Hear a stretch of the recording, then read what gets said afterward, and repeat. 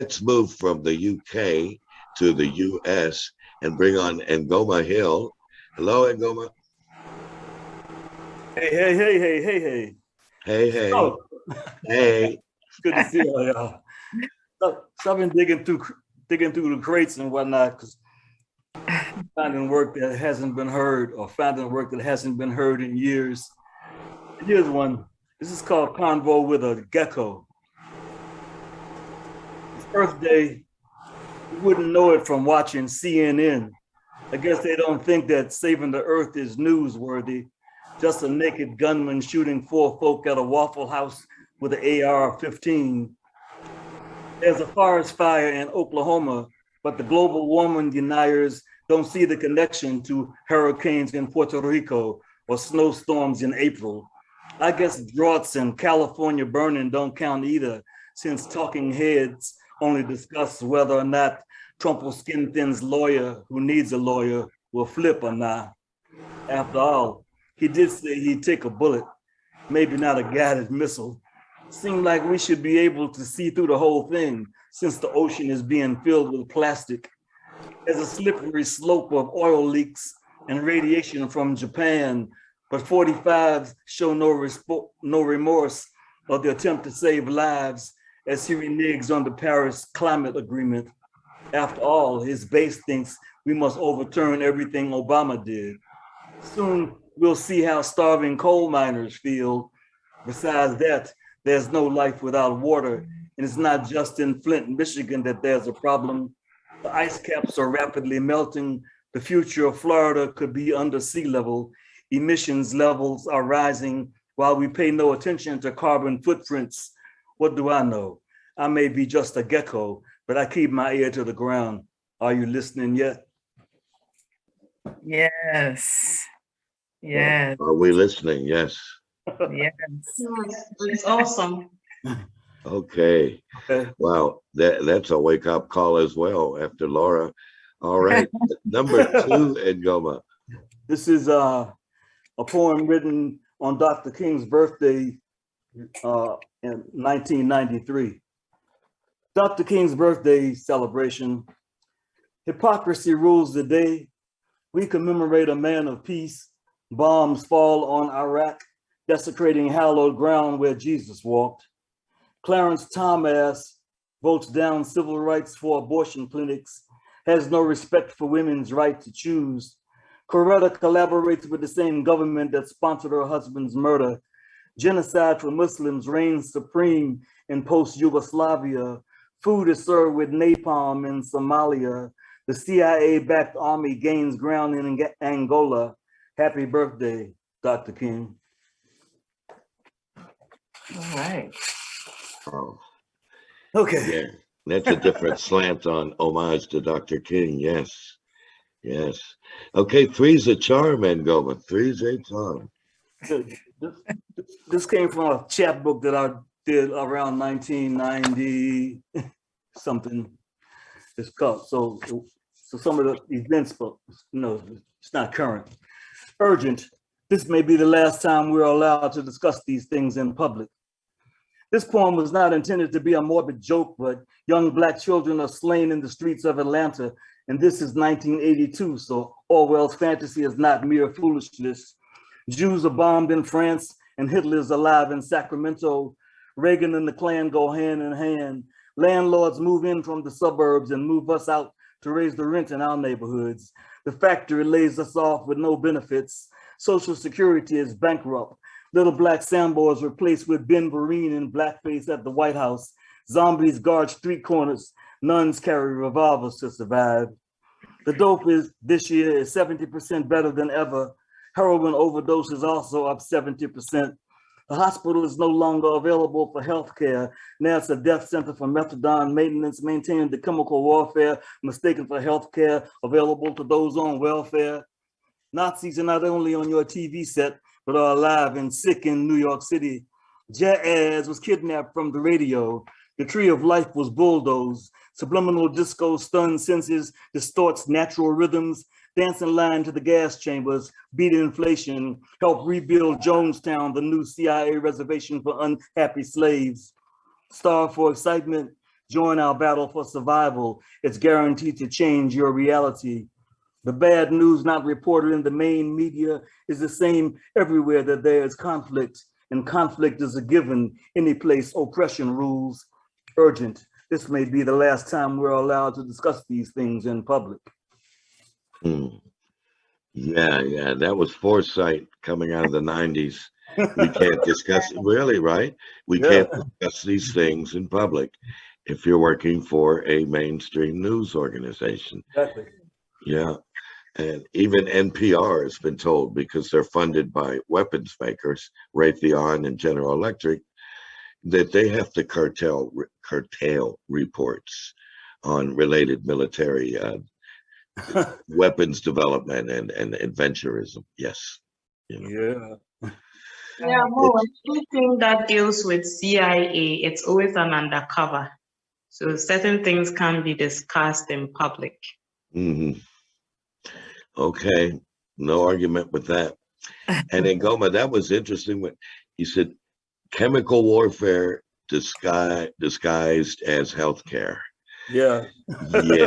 Yeah. Unfortunately, some people get the right medicine duly, and a lot of people are just being fed stuff for behavior control, Right. rather than growth and development.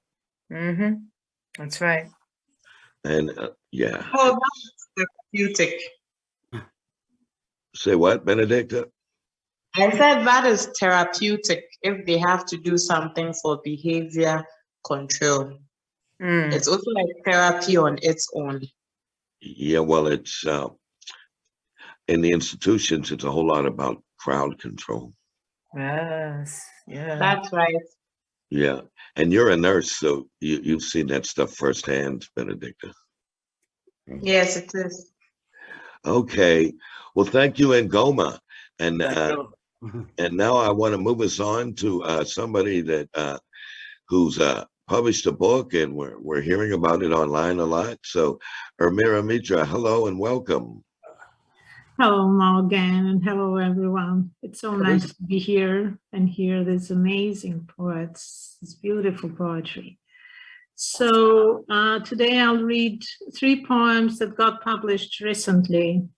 The first 2, Times of Blizzard and Our Complicated Ego, got published by the poet in Great Britain in the anthology of Adversity.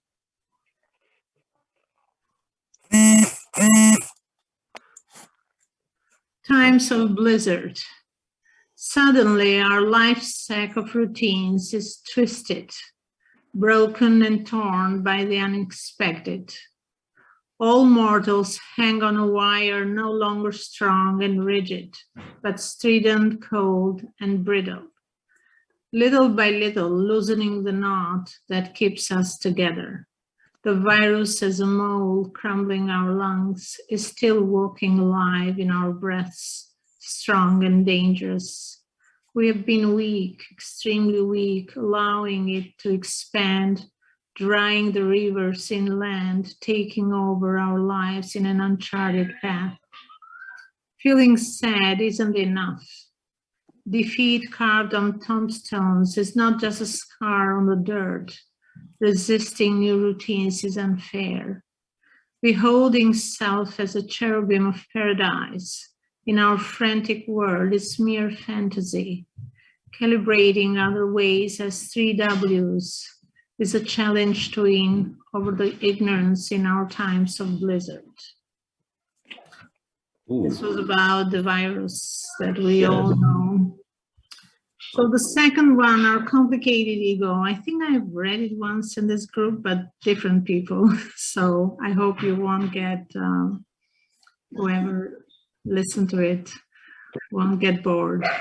No. Being together with you in this room is like looking at a convex mirror. I keep telling you to drop the negative focal length of your attitude, which persists diverging the light away.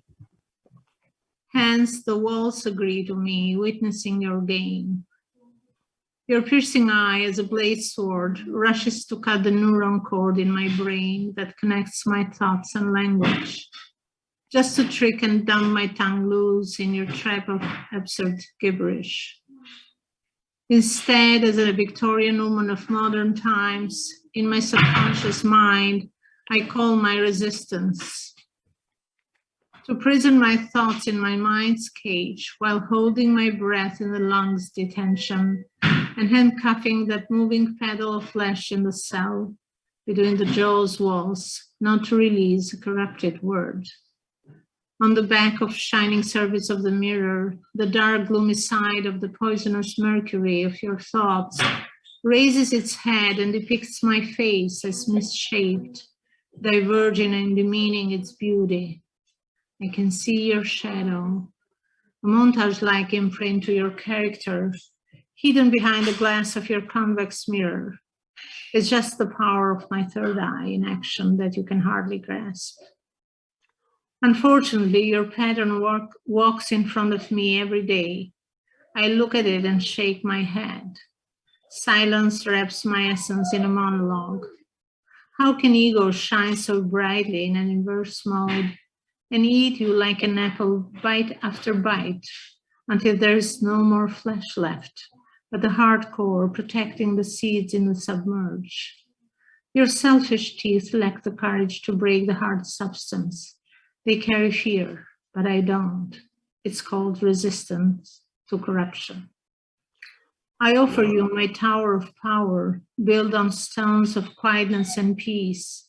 Instead of reacting to your muddy thoughts, I dwell inside myself quietly and offer you the silent companion who starts eating the edges of stillness bit by bit, crunch by crunch, as if I'm eating the apple of silence in the brink of its existence, until I reach the depth and touch the hard core of myself, sheltering the seeds of hope and rebirth.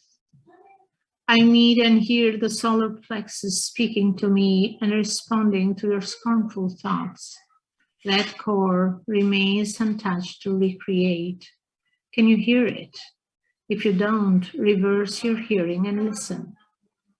My silence is the strength that fails you.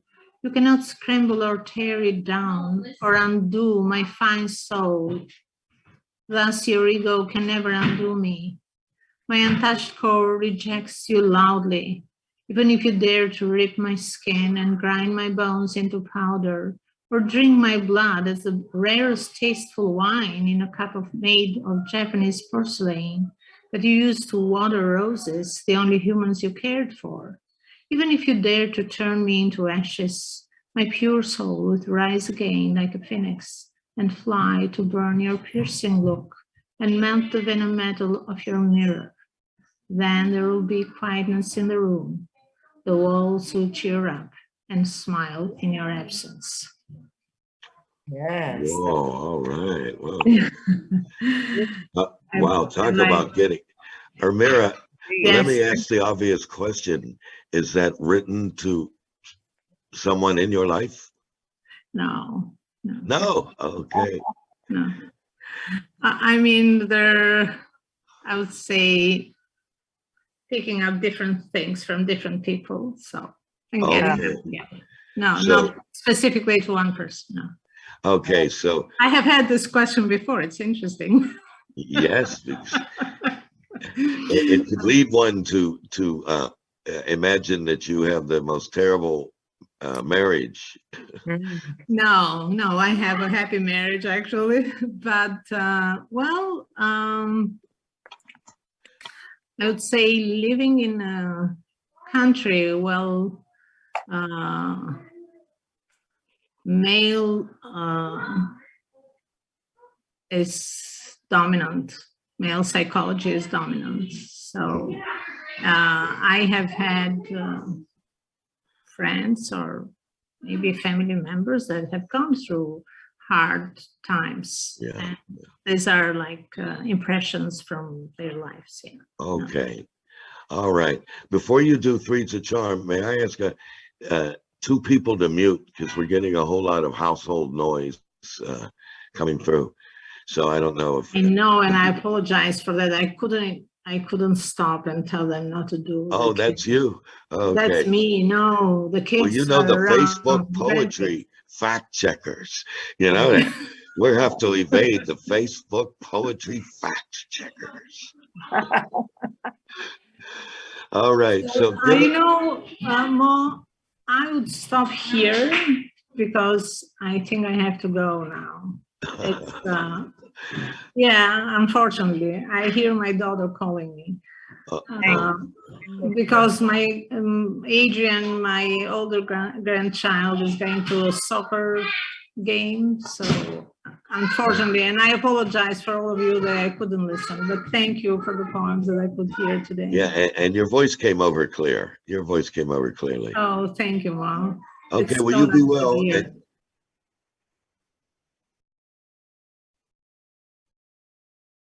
Oh, okay. Ah, wonderful.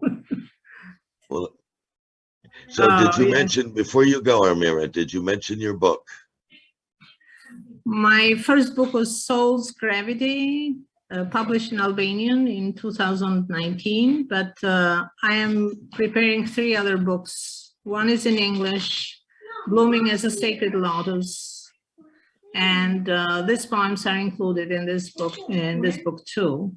And I have another Albanian publication that's coming soon, and a third one bilingual. These are all drafts so far, so. Yes, we've heard you. Yeah, sorry. We've heard you read Albanian before, and you're always welcome to do that again.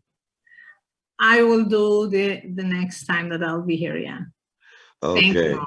Thanks a lot. Right. I love this group, and I love reading the poems in both languages, yeah. And we're better for it with your participation, Amira. Thank you. Oh, thank you, I appreciate it. Okay, have a good time with the kiddies. Yeah, yes, thank you. You too, all of you. I wish you the best. Everybody say bye, Amira. Bye. Bye. Bye. Okay. All right. So now we're going. Yes.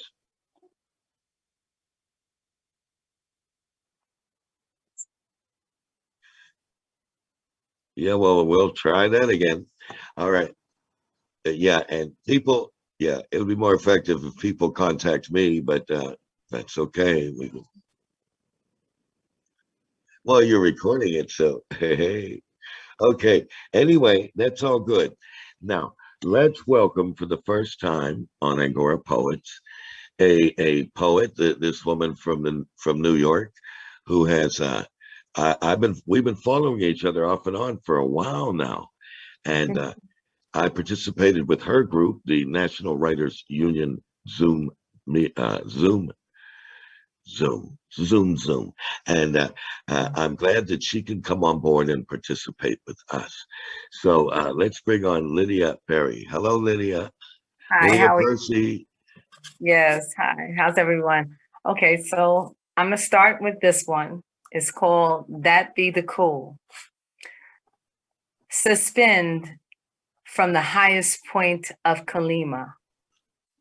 Vine down into the humic soil. Righteously rooted jazz and gin that possess them. Each ends of creation just to hear how sweet it is. So lend your ears to perfection. The thick reeds of fluted bamboo, they flip to a hit over raw goat skins, over magnificence, wood-honed conga drums, ritually slap, slap, open, tune, tune, stellar horns carved of elephant tusk, blowing to the running buffalo, rumbling feet of behooved metered ones sweeping rites of Victoria Falls into Zambia. I just want to drown in those arms and holding one straight from the gravely cradle, leading Parker's procession. He's going home. gems asunder, migration, bound instrumentalists and flit a hit, birthing a new cool out of the womb of New Orleans. Mississippi, lacing this brown woman down to the Delta sounds from Harlem's Lenox Lounge to downtown. And yeah, it goes to my head like a beautiful dream, better than cocaine. It's quaking endless binges, and I'm obsessive intoxication, and I'm drunk off jams that keep on playing, from the very old historical cool to the very, very righteous kind of new blue, where they scat that because they call that jazz. So you know it's got to be cool. That's the first one. All right. Okay. Wow. We just took a round trip round the worlds of Africa, and Africa touched. Okay, Lydia, number 2, please. Number 2 is a tribute, and I know Ngoma probably heard this before, to Gil Scott-Heron. Found language in the microphone last night, belonging to you, brother. Aspire libretto brow, profess patois, trailing Swahili. Intro to Gil meant more than just in the bottle. You know, everyone, Black boys and Black girls, we all got a problem. We've all been there. We've all been in the bottle or somewhere. It's meant we were drumming up a revolution, you know, in 1974, and before everybody was breaking out, like cutting loose like Billy's Strange Fruit, Nina and Coltrane and Hughes and Huey and Mark, the X for Malcolm. It meant calling your drum your woman. You was calling your drum your woman. And Brother Gil, you're just not pieces of a man. You're a whole man. You're a one brother man. You my soul man, and everything in between. And so let's beat the congas. Play the saxophone in the streets. Can you hear? Can you hear? Can you hear? Stumbling across dominance. Spotlight of Sean, East Village, his home. My home. To Baldwin's rainy days at the crowded synagogue, occupied by Haven and Ginsberg, Farrell Getty, the dead end to Christopher Street. I, like you, brother, took my own trip down those doomed alleys too. Burdened by my own sin and seeking answers from a man who does not know. You know, he said, pass me a joint and do me some blow, and grains of what they call the familiar cocaine. I'm sorry. Our demons, once angels, captured souls that had no God, just lived in glass pipes, they call it crack, and nightmares. Alone, scared, and waiting for a rescue. Please, someone rescue me too. For there is nowhere else to hide. So we bury our pain deep inside, and we crack mellows the membrane. And even then, brother, you continue your protest through the throughway of a boiling soul and spewing out necessary testimonies. I hear you. I hear your spirit, Gil, calling out to us all, down where there is never any light. Knowing you, brother, in stages like Black words on white pages, like white words, like white pages with Black words. Through our microphones, we speak spoken utterances. We speak like Baraka, True, Corso, and Sanchez. And we speak like Chinua Achebe. We speak in the words of Dinko ye, Musalu ye, Nena kunye I Dinko ye, Teba Kansandala. We speak peace for you, Gil. We speak. Wow. Okay. Yes. Well, you certainly. Wow, it's obvious you certainly know your cultural history. You mentioned one person among several that I was surprised and happy to hear you mentioned, and that's Huey Huey, P. Newton.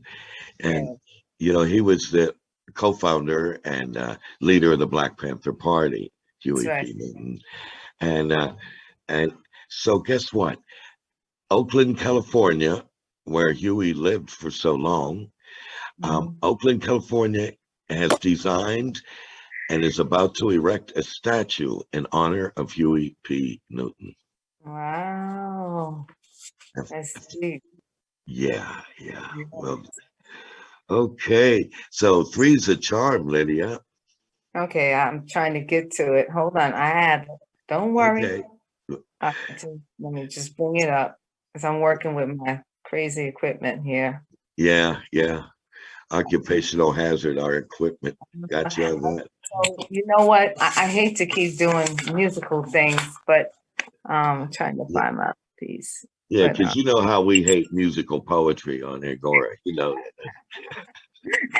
okay, but I'm gonna do this one because this is gonna be short. I don't want to tie it up, and I can't get to the one that I wanted to do. It's called Yasmin Eyes. It's growing up in Brooklyn, but I can't Ooh, find it right now. okay. Let me Well, we'll see. be in the second round in case you find it. Okay, so I'll do this one. And okay. Here's the bricks and dead ivies of orphan ghettos of cave painted domiciles, unable to smile at humanity's earthiness. Draw close to the opening ear of the universe. Hear yesterday, pipes ripping through bricks and dead ivies, hollowed halls. There's a train rolling and roaring straight out of North Carolina hills. It's resting on coal miners' mountains. There's a pharaoh screams echoing out the Ozark. A rise along Coltrane, mind in musical mode. Minding. A great pharaoh is on the road between their burning desire to set the world on fire with their chords pouring into pores. Out birth canals and shiny golden boughs, spiritual rituals ordained them the jazz kings, bebop, howling, holy sanctifies and canonized, and let me testify to being baptized in a rhapsody of bricks and dead ivies, floral dissensions, varied dimensions, floral ascensions, and varied dimensions, stitching bebop into the swatch of hard bop. These mortar men with their wheeling axes flames assail assault against the grains of sound. So let free music reign all over. Void restrictions to tooted tubes and musical loops, tooted tubes to musical loops. Intense loving to winging your drums, to listen. They are the smoking dragons, hissing kisses of strange hymns. So let's call them capella. Stars so very, very far out of this hemisphere. I mean, they are so way out there, like Isla, a spiritual unity. These are the bricks and dead ivies of orphan ghettos of cave painted domiciles, unable to smile, unable to smile. They are the hashtag of rag jazz. They are setting stage for the experimentalists that want to go way outside the bounds of sound, way outside the bounds of sound.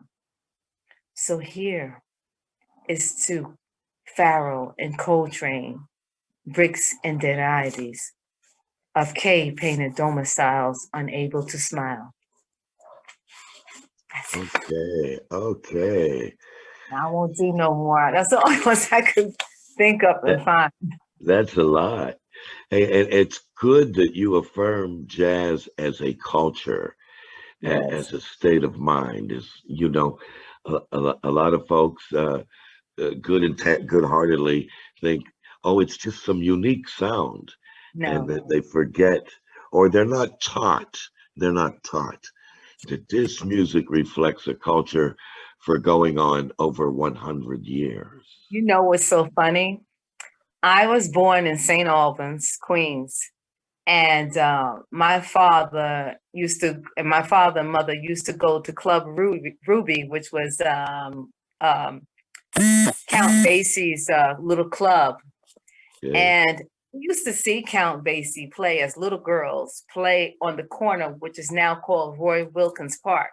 And my mother would drag us up there, and man, we went to see him there. And then we also used to see him when the World's Fair was in Queens at Flushing. And then also up at where they call Freedom Land in Co-op City. So jazz was like my father's main thing. My father and mother, that's all I heard in the home. That's all we knew was Billy Eckstine, Sarah Vaughan, and, you know, Coltrane and Eiler and Charlie Parker. It just was there. It's just like there. It's like in your soul. So, and don't get me wrong, they love their, you know, my mother from Lynchburg, Virginia, she actually loves bluegrass music to the very bone, you know. Mm-hmm. Mm-hmm. So, Oh, what a rich heritage you grew up under. That's great. yeah, it's great. Okay. Well, thank you. And let's say again, a thank you for our first time participant on Angora, Lydia Thank- Percy. Thank you. Made quite an impression on us. Stay with us for the second round, please. Yeah. Thank you very much. All right. Appreciate it. Now, next, I would like to fly over the continent and take us to Los Angeles, California, and open up with an invitation to Jeannie Nakano. Jeannie, hello. I thought, Maria, were you next? No? You're next. No. Oh, okay. I'm gonna read something about my niece who I love very much. A child came out to play on a wintry day. That's the title. Bright eyes, lashes fluttering into mine. Time to play, she says. Wake up. No, you cannot sleep. On puffy pillows, we pretend to eat a feast. Savory and sweet, calorie-free for me. Eat it all and then plastic fruit, knives, forks, and spoons dish up colorful make-believes. Everything smells tasty. We're on and over everything. Make it up as we go along. I'm 74 and she's 4. No matter I can't climb a tree nor run, we go farther, further, and beyond on a sunny, wintry day. Oh, that's sweet. That is sweet. That's very sweet. You should see her. Okay. Thank you. This one is called, since we were speaking of music, this is called A Lingering Sigh. I love the music long before I was born. Sentimental with a big band memory. Why change now? Hear that bass so deep and low. Her fingers slide across all the keys. Alice Coltrane, I want more and more. Eartha Kitt, mais c'est si bon. My teacher, my guiding star, her costumes rest with mine inside a cedar chest. Last night's dream in moss green velvet, gardenia in my hair, breathing pixelated colors, I dance a millimeter above ground. I know somewhere sweetness fills the air like the flowers you gave me when our love was new. I can't believe it's over. Cigarette ashes fall on the floor. Well, we don't care or think of being gone. Isn't that the way? A sigh lingers on and on. Ooh. That's beautiful. Okay, for that melancholy. Yes. All That was right, so great. I Jeannie. love that. Thank you. Eartha Kitt was my teacher when I was in my 20s. Oh, And wow. I'd go every Saturday down to South Central, if you know where South Central is, Watts. What And used to be Watts. what is it now? I No, don't know. that's an insider joke after urban removal. Anyway, okay. Oh, okay. And she'd come there and with her drummers, and she was so inspirational to me as a young dancer. Wow.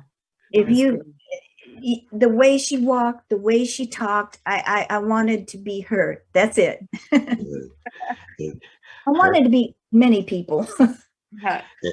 And I tell you, if you get up to Harlem on 125th Street, there's an historic bar that remains open called the Showman's Bar. And Yes. on the wall, like so many places, there's the Wall of Fame. And let me tell you something. When I first went in there, I was at the bar staring at the wall with all the photos, and my eyes got caught. And I said, "What a beautiful, stunning woman. I want to marry you. Where are you?" And as it turned out, it was a picture of Eartha Kitt. Kid. Right. And I used to flirt with that photograph, in my mind, like, can I carry your books home from school, lady? She was amazing. Yeah, she And really she was. did that one video where she dresses as a cat, Cat. right? Mhm. That is so good and so erotic. It's so jazz and so sexy and so choreographed. Damn, I didn't see it. She was the first Catwoman though. Yeah, On yeah. yeah. Eartha did that video. If you get to look at it, you'll appreciate it. Okay, It's I quite will. different from what they permitted in her day, on Ed Sullivan's show or those late entertainment shows. This was further along the line. I'll have to Okay. find that. I'll have to Okay. find that. You should. And okay, so three's a charm, Miss Jeannie. Okay. So I was saying I wanted to be many things. First, when I was born, I wanted to be the little blonde girl on Breck shampoo. And then I wanted to be Chicano. And then I wanted to be black. And then I really had a hard time being who I am. And this is the story of in high school of my time of, I was born in Boyle Heights. It's like East LA Barrios. So that's why. And this is called Orale Pues. Born in East LA Barrios, I live in a world of dualities.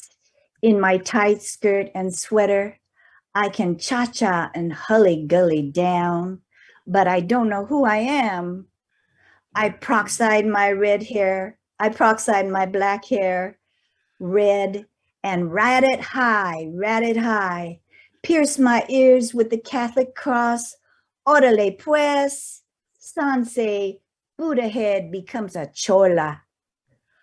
Homeroom teacher sends me to the back of the room. My hair is too high to see over. She calls me a disgrace. Oye, better to nap in the back.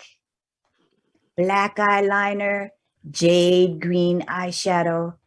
I look older now, don't I? Time's going too slow. I want to get out of here. I am Maria of West Side Story.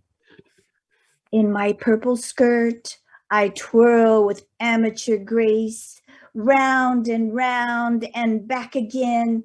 Suddenly, a balance. That's it for me.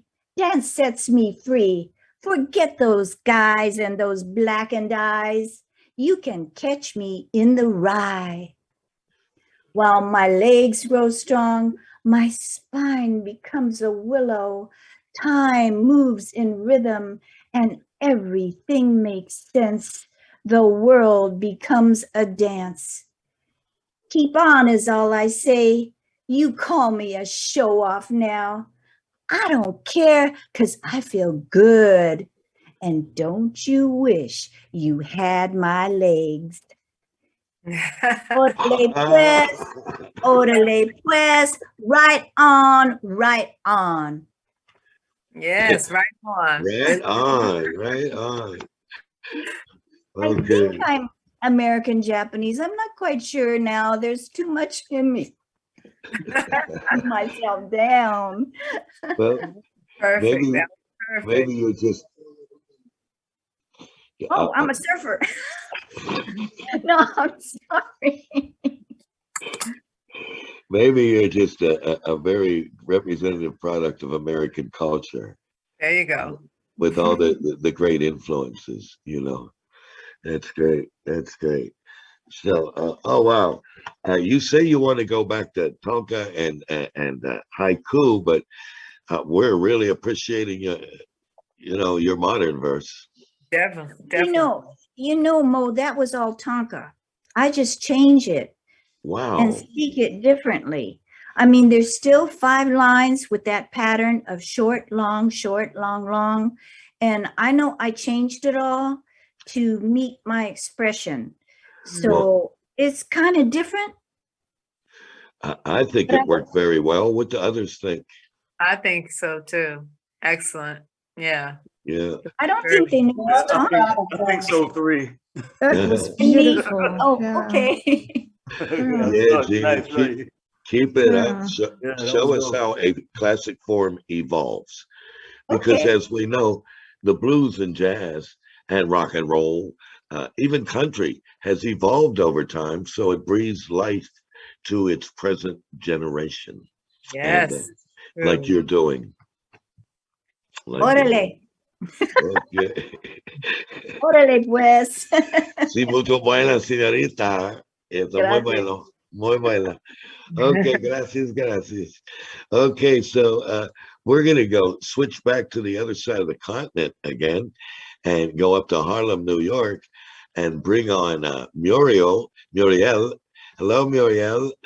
Hello, Mo. Hi, everyone. Hi. Hi. Mo, I don't want to interrupt. Sorry, Miro. Yeah, Mo, no please, problem. when she's done, can I read soon? Because my network is beginning to be hazy. I sent you a message. I think you didn't see. Okay. I was busy. Thanks. So what? You're fading out? Is that it, Benedicta? Yeah, so when she's done, I'll read afterwards. Can we let Benedicta read now while she still has a signal? Yeah, Would sure. that be Because okay? the poem I was about to read is a long one. So Okay. I was thinking, it would do the 3 poems of the first round. So yes, she can read now if it's Please, better. Benedicta, come on. Yeah. Okay, that's fine. Am I audible? Yes.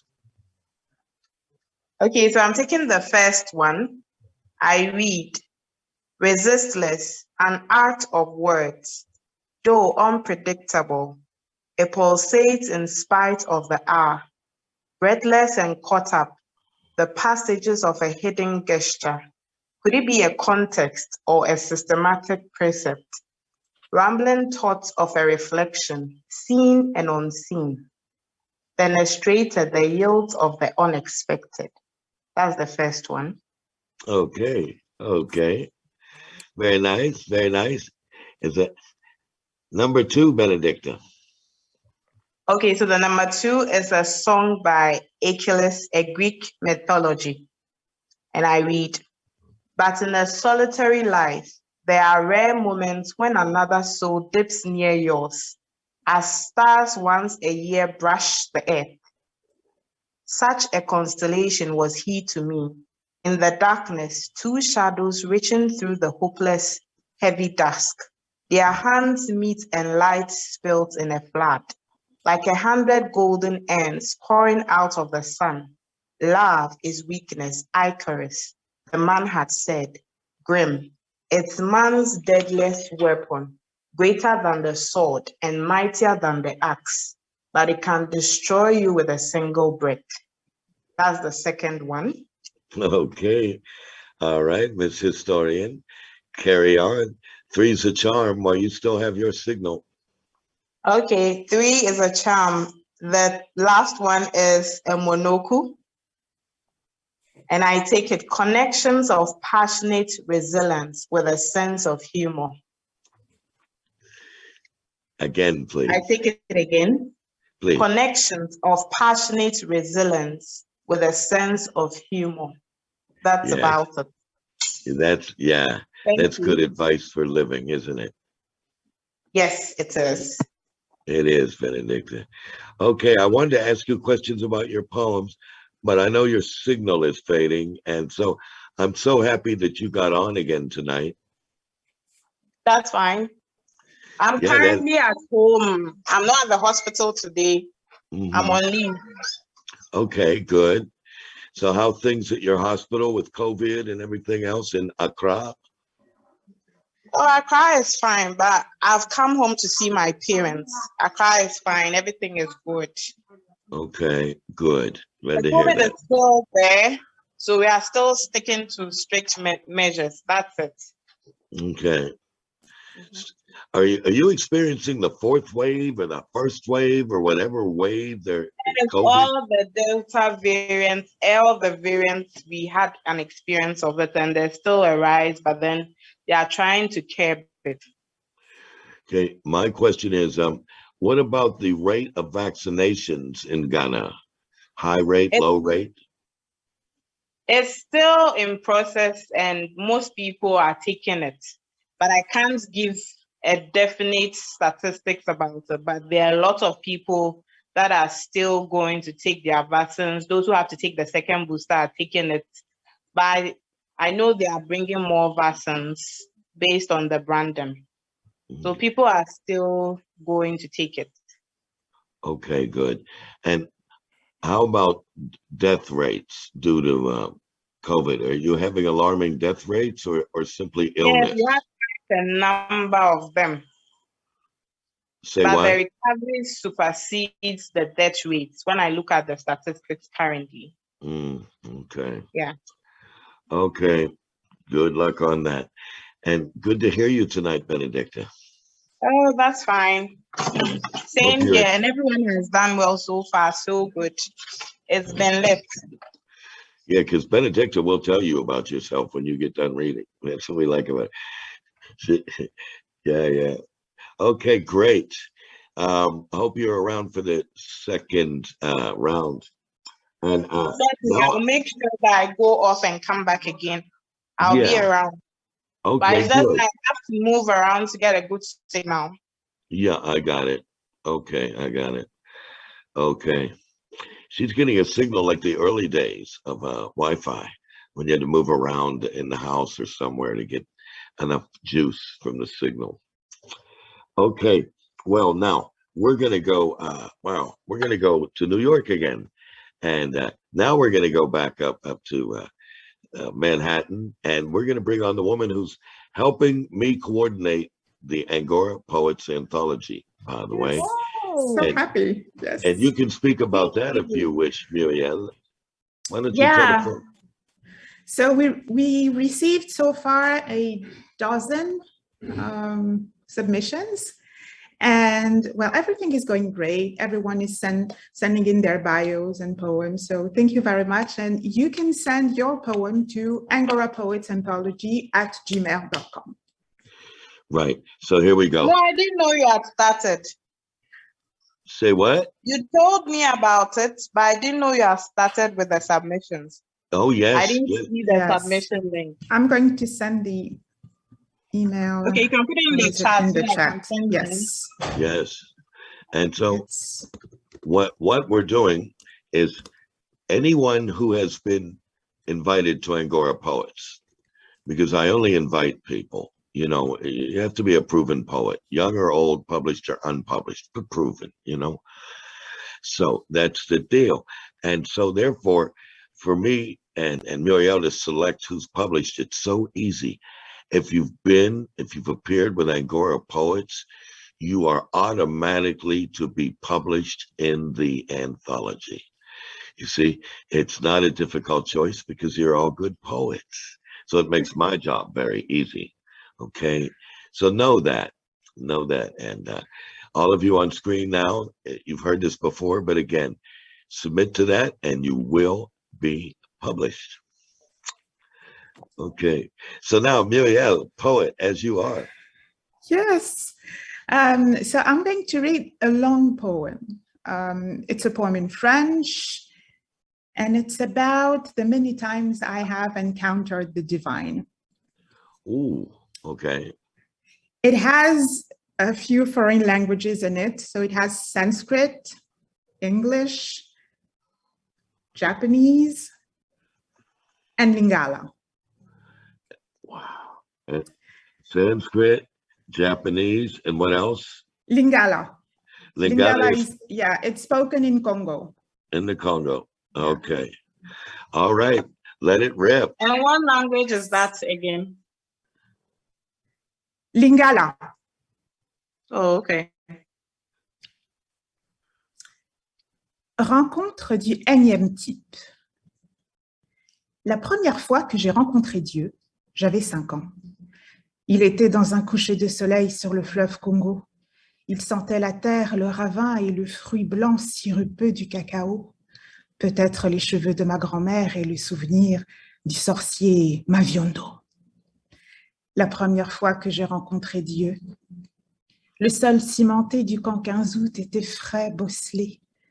Mes pieds intranquilles tout le jour avaient joué, captés par la couleur orange impossible de Phébus, tout englué dans les jus adipeux des noix de palmier. La première fois que j'ai rencontré Dieu, mon petit corps en pleine moiteur du Gange contemplait ce soleil hindou d'Afrique étrange et se demandait combien de fois avais-je rencontré Dieu comme ça?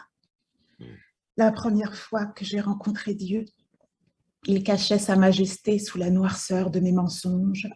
Il caressait même le plus sombre de mes songes et ourdissait ma mort comme une musique implacable et tranquille. La première fois que j'ai rencontré Dieu, j'en avais 10. Et la veuve, 38. Le voile de son existence, 40. Sa présence, mi-février, infime. Une Salomé d'ébène triste, une mère temporaire. La première fois que j'ai rencontré Dieu, j'en avais 24 et 28. Et mon souffle se mêlait au sien. Caresses laiteuses de bouches et de seins, mains potelées puisant leur force de ma poitrine ronde, fertile. Ah, ce derme torréfié, ce parfum plantain sucré, ce sourire énigmatique changé en rire cosmique, cette sibylle, couronne cotonneuse que des gants habiles extrayaient des voûtes viscérales. De ma matrice, son nom était Johanna et Yanis. La première fois que j'ai rencontré Dieu, j'en avais 30. Il avait le regard saturnal de l'inertie franche. Il avait la voix hagarde et faible de la raison qui flanche, comme un homme qui souffre. Une odeur de désert putride et de soufre. La première fois que j'ai rencontré Dieu, j'ai fui. Dans les bras laineux d'un corps massif à double face, un corps comme un abri de grotte mariale. Anguleux l'homme, frais et froid, il cachait un âtre chaud, tout de neurones en réseau pétri. Il était anormal, il était québécois. La première fois que j'ai rencontré Dieu, il faisait moins 40. Il avait la neige qui enivre, Wendell-Berry et l'obscur et le dévalement des sens. Il scrutait des murs en kimono, en souffle court, en nuque droite, en ventre plat, armé d'un bâton grognant. Shikantaza! Oh, l'ubris, oh, l'hiver! Ah, les Thénardier d'Amérique, un goulag de verglas et de fer. La première fois que j'ai rencontré Dieu, j'avais trop de livres. Des arbres savants et aplatis, une tête bien faite, un palpitant malnutri. L'expert peignait des pages et mettait du verbeux dans son éther. Heidegger est un ange, clamait-il désuet superbe et Dieu universitaire.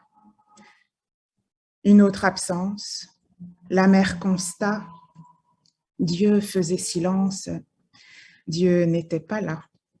Il était, paraît-il, méditant sur la cime des univers en Himalaya, caché à Jamsar éternel, arien à l'œil clair et rasta.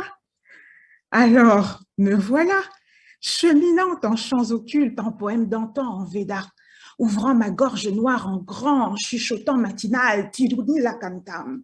Diantre, pensais-je entre deux. Dieu est buveur de poison bleu, céleste reptile, mémoire éléphantesque ou animal obstacle à trompe de Vyasa ou d'Échille. Om, Shireen, Hrim, Glim, Glaum, Gam, Ganapataye, etc. Christ me, lui intimai-je alors, prisonnière de son silence, désirant son étreinte, faisant japa.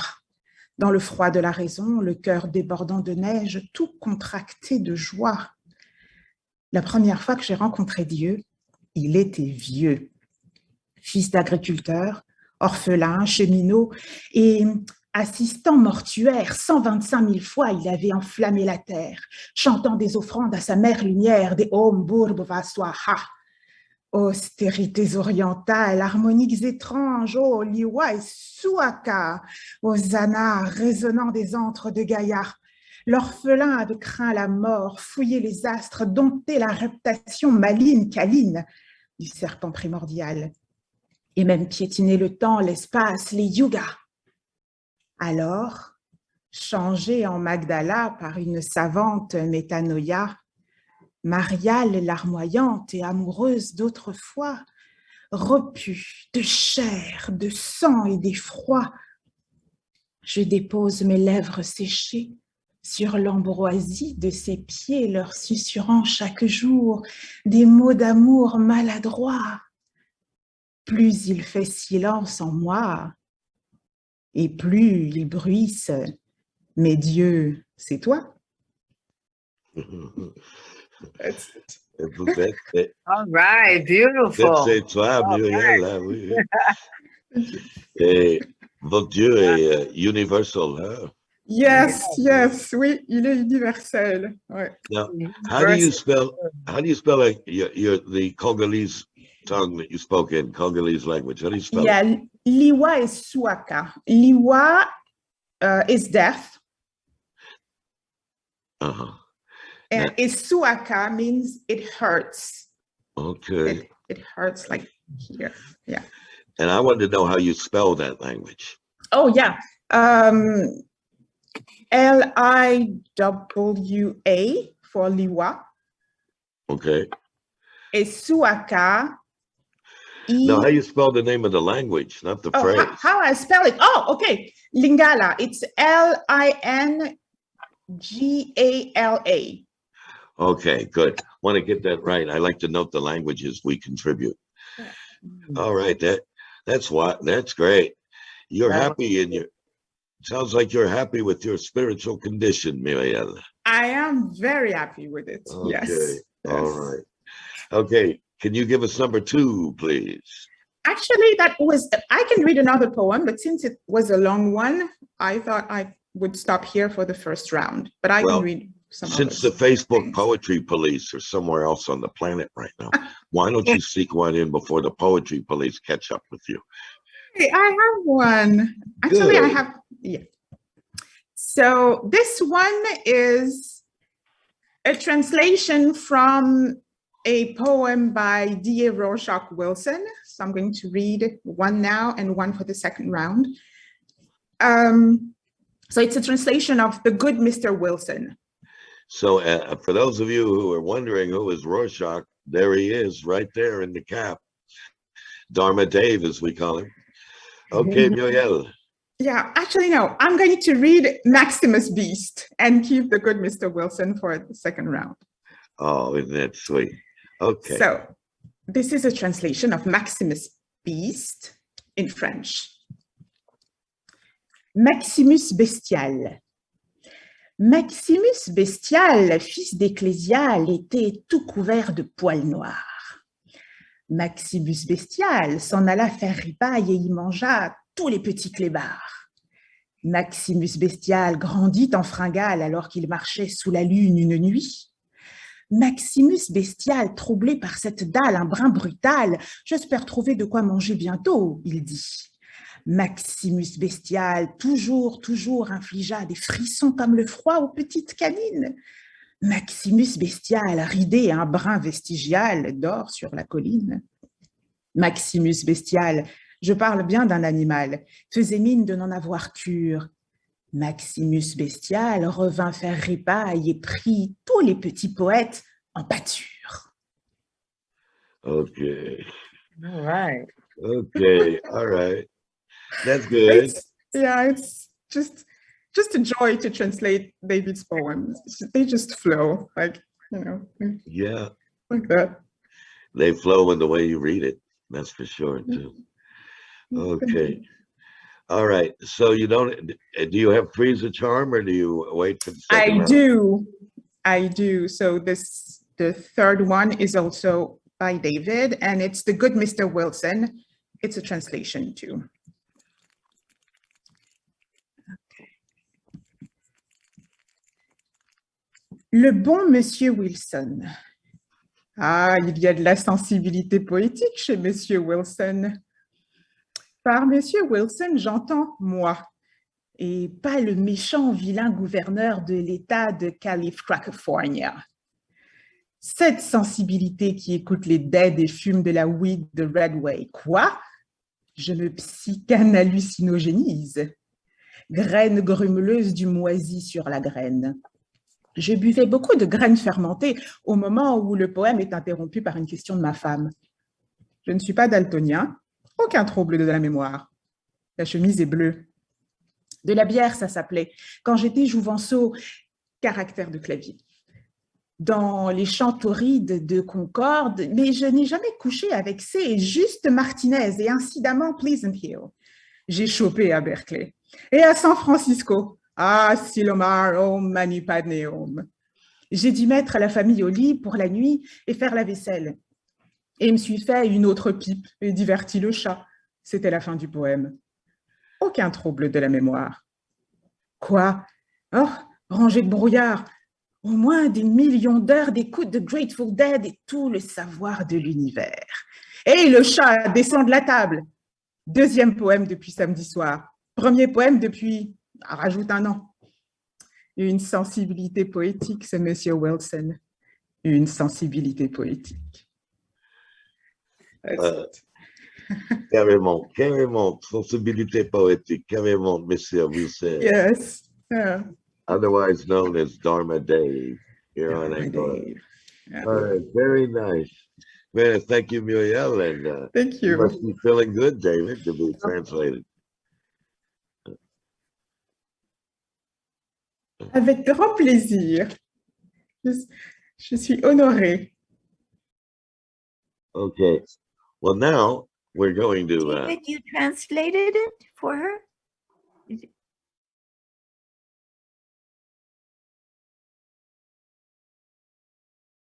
To French. Oh, wow. They sound so good. Wow. Okay, people, and now we're going to move.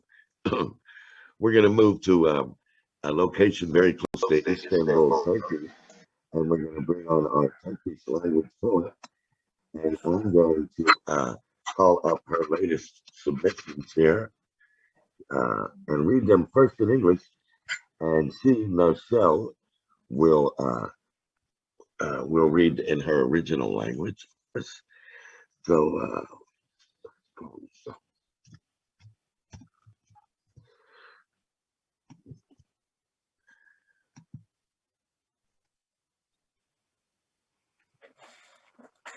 okay. Marcel, it's taking its time to connect to you. This is not in the picture. I'm calling up her poems, and all it's saying is spinning in circles, saying connecting. Oh. Marcel.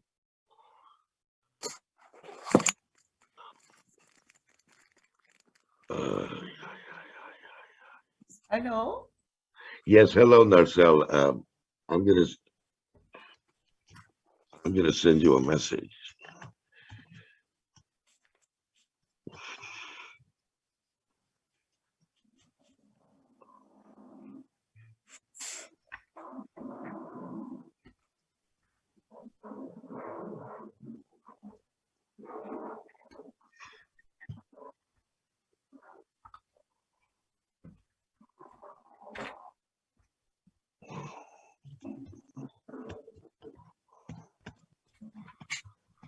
Okay. What? Yeah. Are you reading? I hope. This yeah, the place where you sent your poems, if they're on, you're on. Okay, good. Here we go.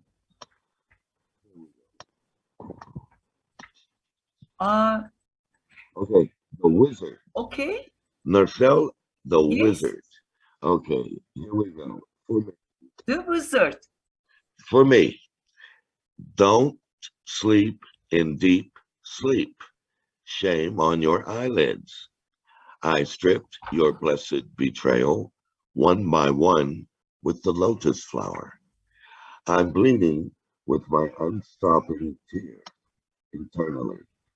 My voice is breaking ridiculously. The cut in my artery, time, bleeds. I myself became melancholic love in your mornings. Wake up. Lovers also can be shot in the middle of their eyebrows. You, the wizard, reaping lifetime to my love. Are you God? You throw me into the fire of hell alive. My voice rings on ebb and tide. Fun and games on my knees. Hayloft for make love. Hayloft for love making. However, I dig a well by my needle. Nobody can know I wake up to purple mornings. Love is a sad river. You can't swim if you're not a lover. I was exiled from the heaven with my apple tree, covered by the clothes made of figs. I am bleeding without stopping in the tears of time, remembering I myself became a melancholic love in your morning. Wake up. Lovers also can be shot in the middle of their eyebrows. Whoa. Okay. That guy better pay attention. Büyücü. Okay. To you, Narcel, wizard. Thank you. Büyücü. Uyuma. Derin uykularda. Göz kapaklarına yazık. Kutsanmış ihanetlerinizi soyundum. Birer birer. Lotus çiçeğiyle. Kanıyorum durmadan hiç gözyaşlarıma. Sesim kırılır inceden inceye. Atar damarı kesi, zamanın kanar. Sabahlarına hüzünlü bir aşk oldum, uyan. Aşkları da vururlar, iki kaşının ortasında. Sevdama ömür biçen büyücü, Tanrı mısın sen? Yaşarken beni cehennem ateşlerine atarsın. Çınlar sesim, ay Medcezir. Dizelerimde samanlık seyran. Samanlık sevişenin. Oysa iğneyle kuyu kazarım ben. Kimse bilmez mor sabahlara uyandığımı. Aşk ki hüzünlü bir ırmak, yüzemez aşka yar olmayan. Sürüldüm cennetten elma ağacıyla, incir yaprağından giysilerim. Kanıyorum durmadan zamanın gözyaşlarına. Kanıyorum, kanıyorum, anıyorum. Sabahlarına hüzünlü bir aşk oldum, uyan. Aşkları da vururlar, iki kaşının ortasından. Thank you. Oh, thank you. Okay, okay. That Thank guy you. better wake up.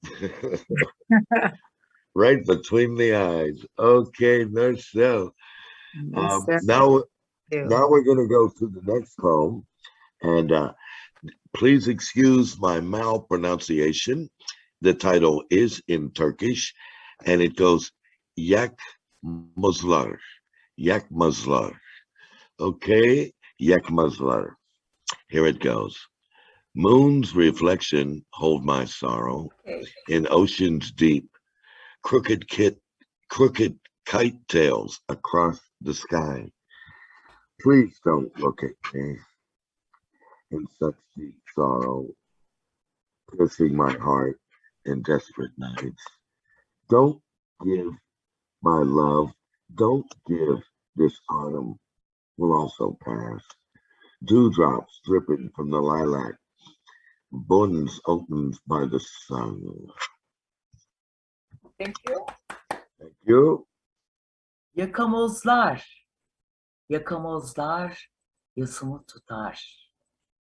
Derin okyanuslarda uçurtmaların boynu bükük gökyüzünde. Öyle derin katmerli hüzünle bakma yüzüne.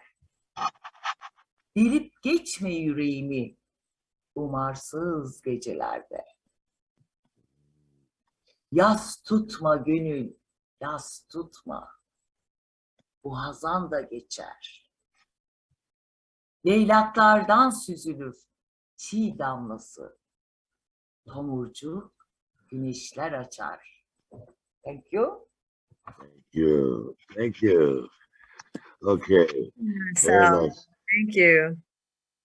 Okay. So poem number Three's a Charm by Narcelle, coming right up. Another short poem. And here we go. I see no title, so I will read it without title.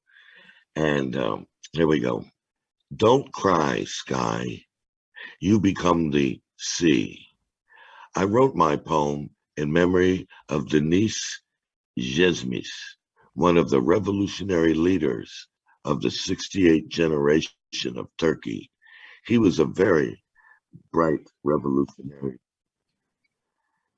And then she says, the 68 revolution leader, Denise Jesmis, was executed and due to an unforgettable crime by the state involving injustice. Wow. So here, Narcelle was explaining to me in English earlier that there was a militant movement for change in Turkey, primarily in Istanbul, and the state came down very hard on these people. And yes, this poet was executed for his militance. Wow. And I want to mention too, before Narcelle comes off, that one of her poems dedicated to this revolutionary person, this man, was recorded in New York yesterday by two Turkish jazz musicians. Wow. So it's jazz music with spoken word, with, speaking in a jazz cadence to her poem. And it's beautiful, and it's on YouTube. Oh, wow. So, yeah, it was recorded in New York by two Turkish people. So you're getting out there, Narcelle. You're not speaking much English, but you sure are getting out there, sister. I'll tell you what. So, okay. That was number 3. Did I get that right? Did I read the third one? Or was that only 2? Cry. Okay, that was 3. Yeah. Okay. Cry. Sake. Oh, yes, you read. Okay, Ale, you go, Narcelle, you. Ağlama gökyüzü. Ağlama gökyüzü. Deniz olursun. Yüreğin hırçın. Alnın açık. Ey bahtımın siyah kaderi. Soldu kalbimin İrem gülleri. Yüreğinde kuruldu divanı harp. Benim yağmurlarım ela yağar. Uçurumlar gözlerinden aldı rengini. Thank you. Thank you, Narcelle. Thank you. Homage to a martyred poet. Yes. I would mention I was in Istanbul in 1971, and the government had brought over Henry Kissinger to advise them on how to contain the ongoing militant struggle led by many Marxists, mostly students, with supporters among the peasantry. So it was seen as a threat to the ruling Turkish government, and they invited Henry the K, or Mr. Kissinger, to advise them. His advice was total military occupation of the country. And so as I walked through Istanbul, they were experiencing armed soldiers walking in 2s and 3s and 4s up and down the streets. Now, people I worked with who were in the underground, yes, we would meet very late at night in clandestine places. At that time, they decided you were not allowed to play the Rolling Stones or the Beatles in Turkey. They were considered decadent. So naturally, we were all young, 19 and 20, every night at an underground disco in a basement in a section of Istanbul. They would blast the Rolling Stones and the Beatles. And they would hide the music and books behind bricks in the wall. And later that night, a belly dancer would come in from the countryside and belly dance for everybody. And these peasants were in line with the revolutionary movement. The last thing simply was that if you were even photographed in a demonstration, you were sent to prison, you were tortured, you were denied any passport, therefore any right to leave the country, and denied a work permit to get a conventional job. So I was hanging out with people who got master's degrees in engineering and mathematics, who were basically living off donations from others so they could survive. And that's thanks to the glorious democracy aspirations of the United States under the direction of Henry Kissinger. So every time that man is glorified, I want to throw up, because So did you write a poem about it? Really, I should. Henry, we called him Henry the K, you know. And so when Hillary Clinton did that thing in 2016, you know, saying Henry Kissinger is an influence and a great ally, you know, I knew she was rubbish, because she knew what she was endorsing. He wanted to nuke North Vietnam. We were talking about nuclear war. Henry Kissinger wanted to nuke North Vietnam so that after the destruction, the entire agricultural land would be flooded and radioactive. Wow. So there's the great American hero, Henry Kissinger. And it is all very true. He doesn't come to France because there's an international arrest warrant issued against him some years ago. So he no longer comes to Paris because people tried to pick him up and arrest him and hold him for trial. Wow. Yeah. And so that's Henry Kissinger. But thank you, Narcelle. And now let's go to. So, Mo, what were your experiences with all that you saw, with the revolutionary stuff? Was it a good experience, or it was that bad? It was exciting. I was very young. Everybody was very idealistic and courageous. And at that age, being so busy and supportive of the struggle, it was mostly excitement. And, you know, some of the people in that movement were gunned down in the street as the police held off bystanders to intervene by a right-wing group called the Gray Wolves. Most of them were policemen, but that night they showed up in these fascist uniforms. And a tail was put on me by the U.S. Embassy, and I discovered that there was a tail put on me, so I didn't leave them anywhere that they wanted to discover, you know. And I was smuggling letters to Palestine from activists. And you know what the content of the letters was? Here you go. Ready for this? Dear Mom, I'm eating well. I'm not sick. Don't worry, Mother. I'm doing very well. That was the nature of letter after letter. Nothing about revolutionary activities, just simply assuring their mothers that they were healthy and well fed. So that was the experience there. And that's That's how an that went. experience, Okay. Mo.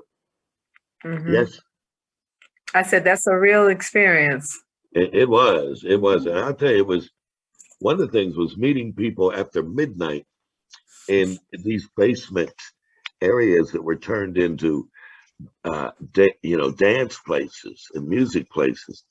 And if you were caught, you went to jail, as I told you, for playing any. And that included Bach as well. J.S. Bach Mm. was outlawed in Turkey.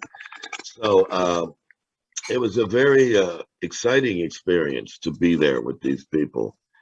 And of course, easier for me because I was passing through. Those who lost their passports and right to work, they'd meet at midnight along the Bosphorus. It's a whole string of cafes, and people would bring them food and money, and that's how they were surviving.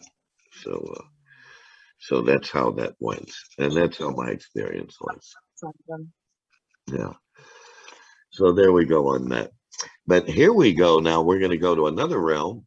We're going to go to San Francisco, California, and bring on Dharma Dave, or David Wilson, if you prefer. Dharma Dave, you're on. All right. Well, it's another just mind-boggling meeting of the Angora Poets at Worldwide Cafe. And as always, I'm very thrilled to be here. And especially thrilled today hearing Muriel read her amazing poem, and then a couple of mine in French. How beautiful. So I have been very interested and worked a lot with the cut-up method over the last decades, and so I did, including one that was a digital cut-up, so there was no paper and scissors involved, and a very involved piece, which was the source material was spam email that came in from the early part of the 21st century. And the work, I've published many excerpts in Rorschach Page over the last few years. I've abandoned this work because it became clear it was a bottomless rabbit hole, and I have my own work to do. So this is called Real Replica Watches. It's the first novel composed from spam email, and the authorship is attributed to Anon of Ibid, and it is a work in 24 chapters or revolutions. So I'm going to read this excerpt from Revolution 9. If you wish to be removed from future mailings, please click here to unsubscribe. In liver wheel gravy cover launch based mashed potatoes. Love by camera, pleasure pineapple rock by way of picture diamond journey very short. Plead nothing, killed at all attempts.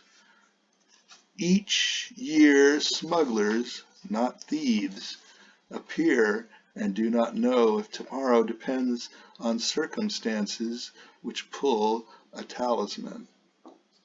Heirloom millionaires freeze. Richly urgent assistance not mandatory to write this confidential letter, nor in any manner compel honor against will. The profile persuaded to seek assistance of a reputable business merchant who operated in the capital. The sightseers Simply wonder trendy money offered in a free gift box with every VIP order. A lovely gift to keep your gorgeous watch there. No matter what happens, the watch will be enjoyed. All major designer replica watches.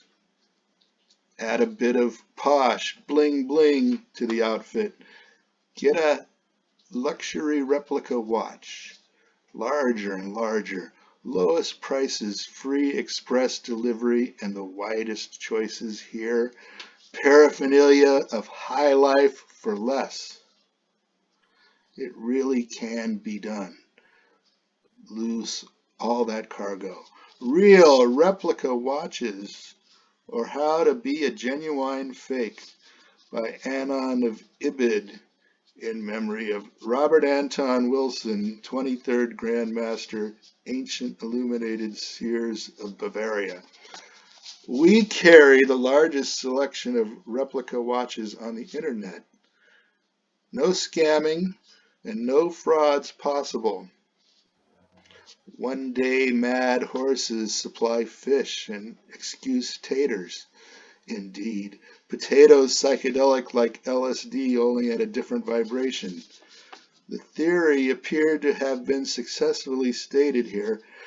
Anything inquired of Anon of Ibid, shakingly written, since they were talking to sleep, protested Charlie out into tears. Blessed to stay up the appearance. File attention now.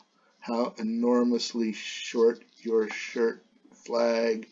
What lick wheel damaged it? A little toe, yet damaged 2 bag much happy bores. He stretched more. A whisper, silver hackney brainy. Car, number 9, hermetically sealed contraption.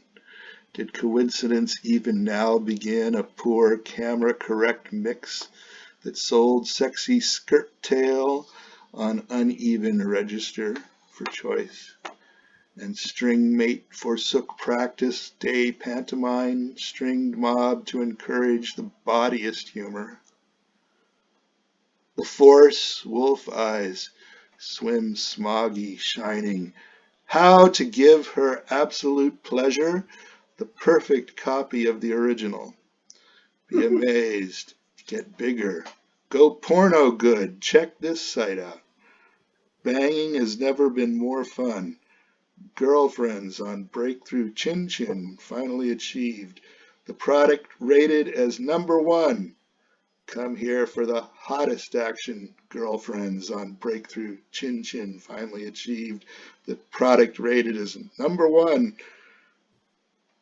Come here for the hottest action and games online. Getting bare relation press stick for $1 a bottle.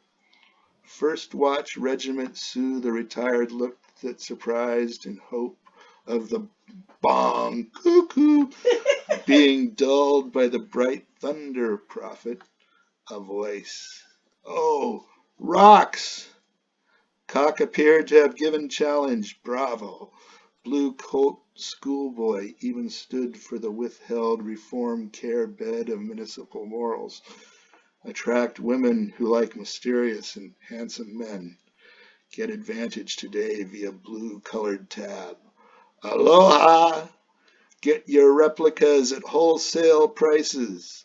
Although they did not want to heal your ills or those of your loved ones, then after these words so carefully and so often said that the sun was already high in the heavens, how your doctor has been on TV, act now and get free installation. Free, standard professional installation only. See your package options here. Act now and get the following available with qualifying packages and 5 or 6 little notes scribbled on old scraps of paper, stained with a mixture such as might naturally be found lying on the floor of a church. Each of these notes contained the same warning. They have discovered all days he will return from Rome. Charlie observed surveillance camera lost in a sea of food storage.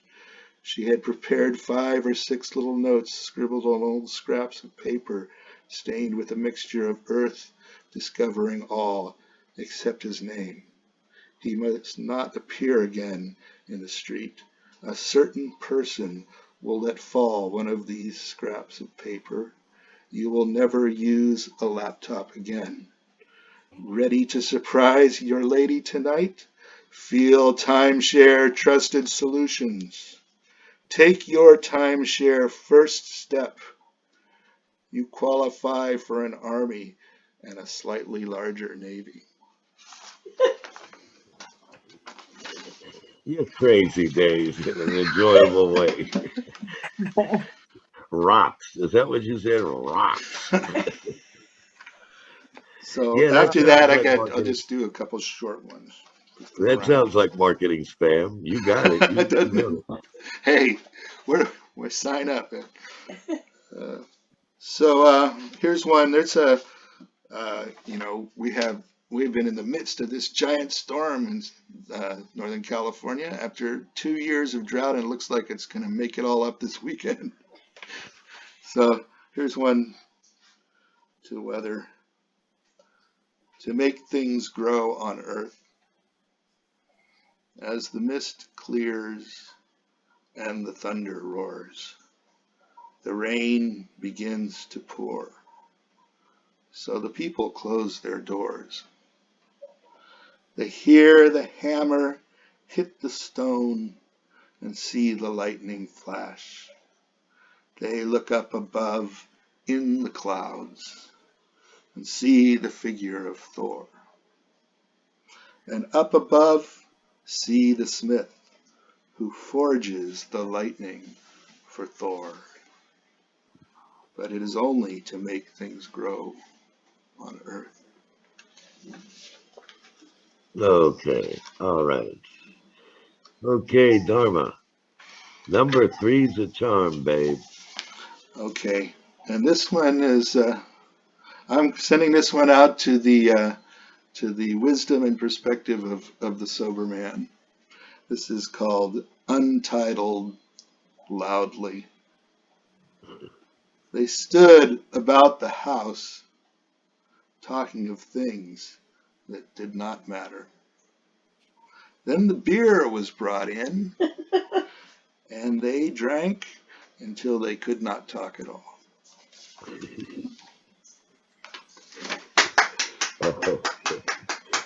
That sounds about right, Dave. Then they drank till they couldn't talk at all. All right.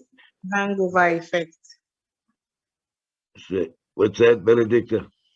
I said it seems they had a hangover effect. That's why they couldn't talk at all. I think they were drinking tall.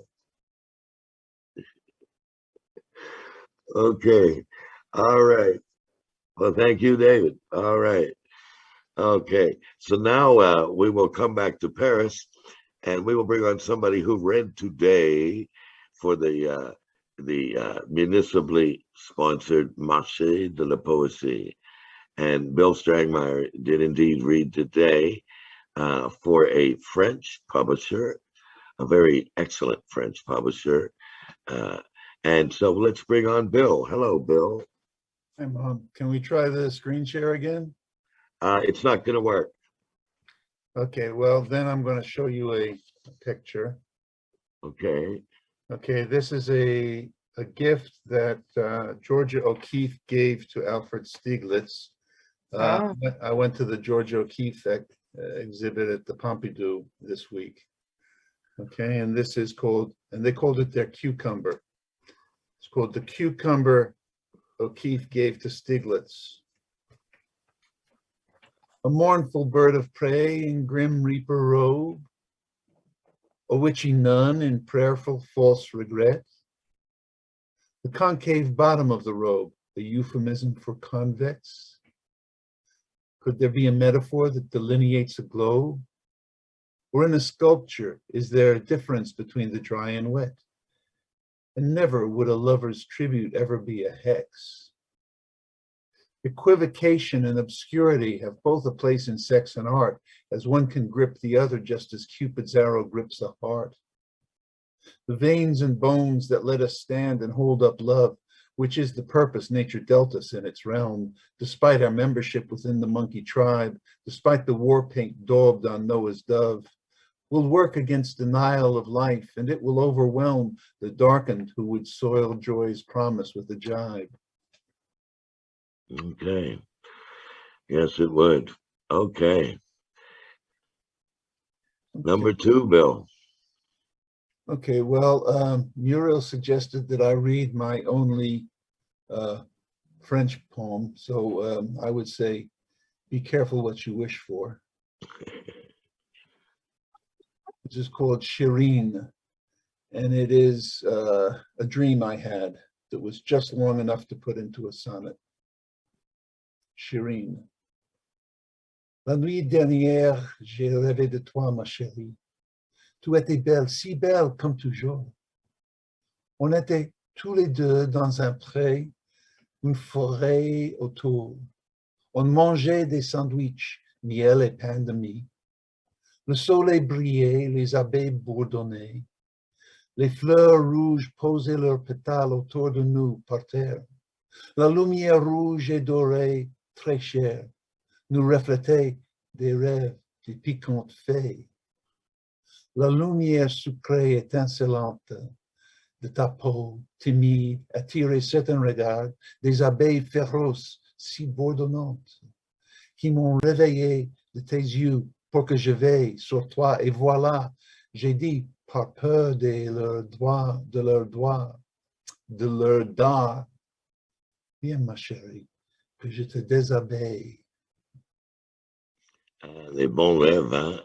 Anthony, les bons rêves. C'est bien. And you're getting approval from our French-speaking Muriel. Oh Okay. oui, alors c'était mignon. Oh, she says it's really cute. Okay. So number 2, Bill. Yeah, okay, but it would be number 3. Are you on 3 already? Yeah. Wow, time passes. Okay, let's see. This is one I read today. Flood of Light. The beauty of a womanly voice can be a moment stopping time.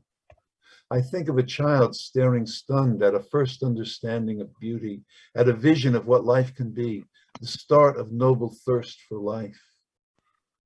Looking back can be a joy, a burning ache or gray with candle lit. I seek within the rubble where that moment lay in wonder long ago and find no trace of what the world would honor with a smile or tear, just the flat pragmatic world I watched with flat gray wonder. The meanness and the struggle to sneer grow bloated big and yell. My only joys seemed violent and vengeful, ever small and weak.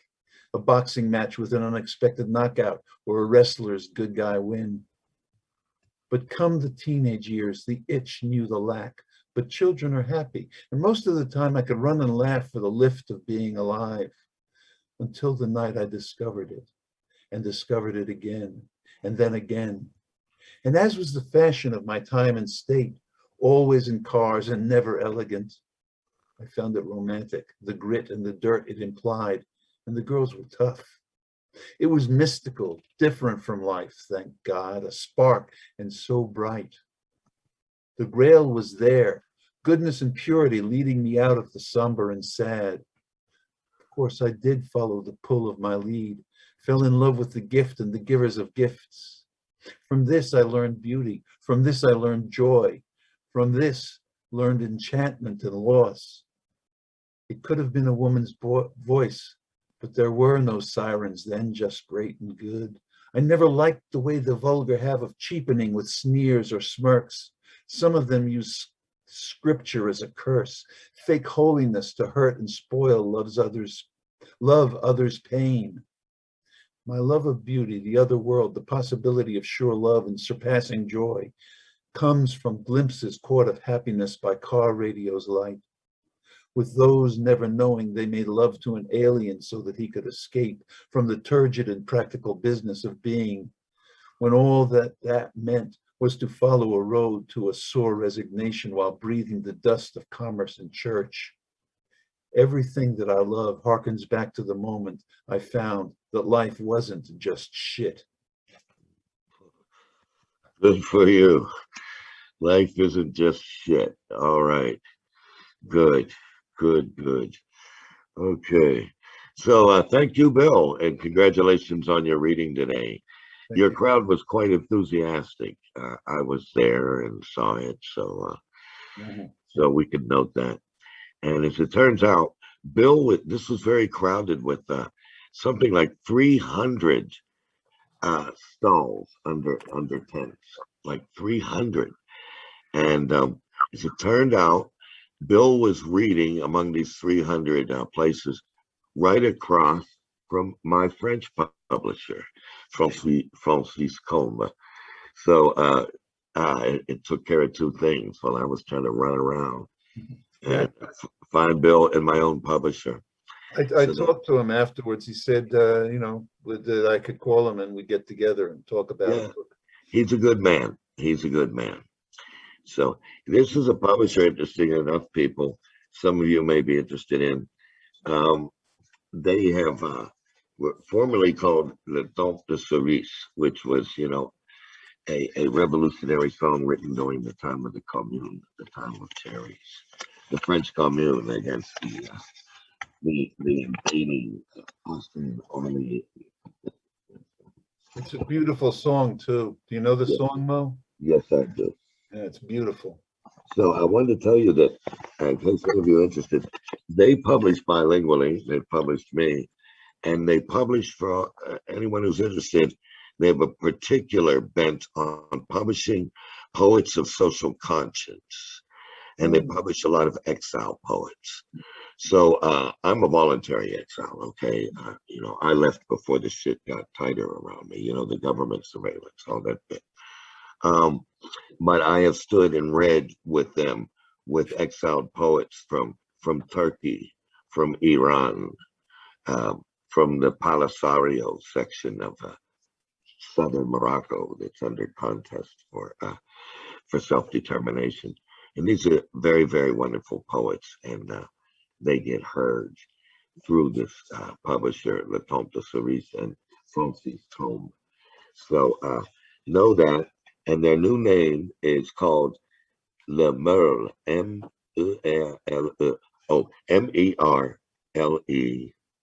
Second word, M-O-Q-U-E-U-R. So who's going to translate that title for me? The Mocking Blackbird. Yes. Okay, cool. So now it's called The Mocking Blackbird. And again, they really have they publish many French poets and many classical French poets, Verlaine and Rimbaud. But as I say, they publish a series of poets who found themselves in Paris so that they could save their own lives from the government retaliation. And so this year, my publisher focused on Argentinian writers. And I'm afraid there's not enough known about them in the States, for instance. But one of their most famous writers was a poet and novelist and feature article writer, actually from Uruguay, but stayed most of his life in Buenos Aires. And his name is Eduardo Galliano. And Eduardo Galliano wrote a wonderful brief book called Days and Nights of Love and War, which is a brilliant recount of him in hiding in the jungle when the Peronist government wanted to pick him up and torture and jail him. And then he wrote a book called Open Veins of Latin America, where he tried to explain to the North Americans what it's like living under U.S. domination, banana republics and, bought and sold dictators at the expense of the local population and the local economy. And he was well received in progressive quarters. and of course ignored by the mainstream. In South America, he's highly regarded, and he died a few years ago. So I'm not equipped to read his poetry tonight in Spanish and translate it quickly. So I'm going to read some things that Eduardo Galliano has said. Here's one. I don't believe in charity. I believe in solidarity. Charity is so vertical. It goes from the top to the bottom. Solidarity is horizontal. It respects the other person. I have a lot to learn from other people. Okay, there's one. Here's the second one. The church says the body is a sin. Science says the body is a machine. Advertising says the body is a business. The body says, I am a fiesta.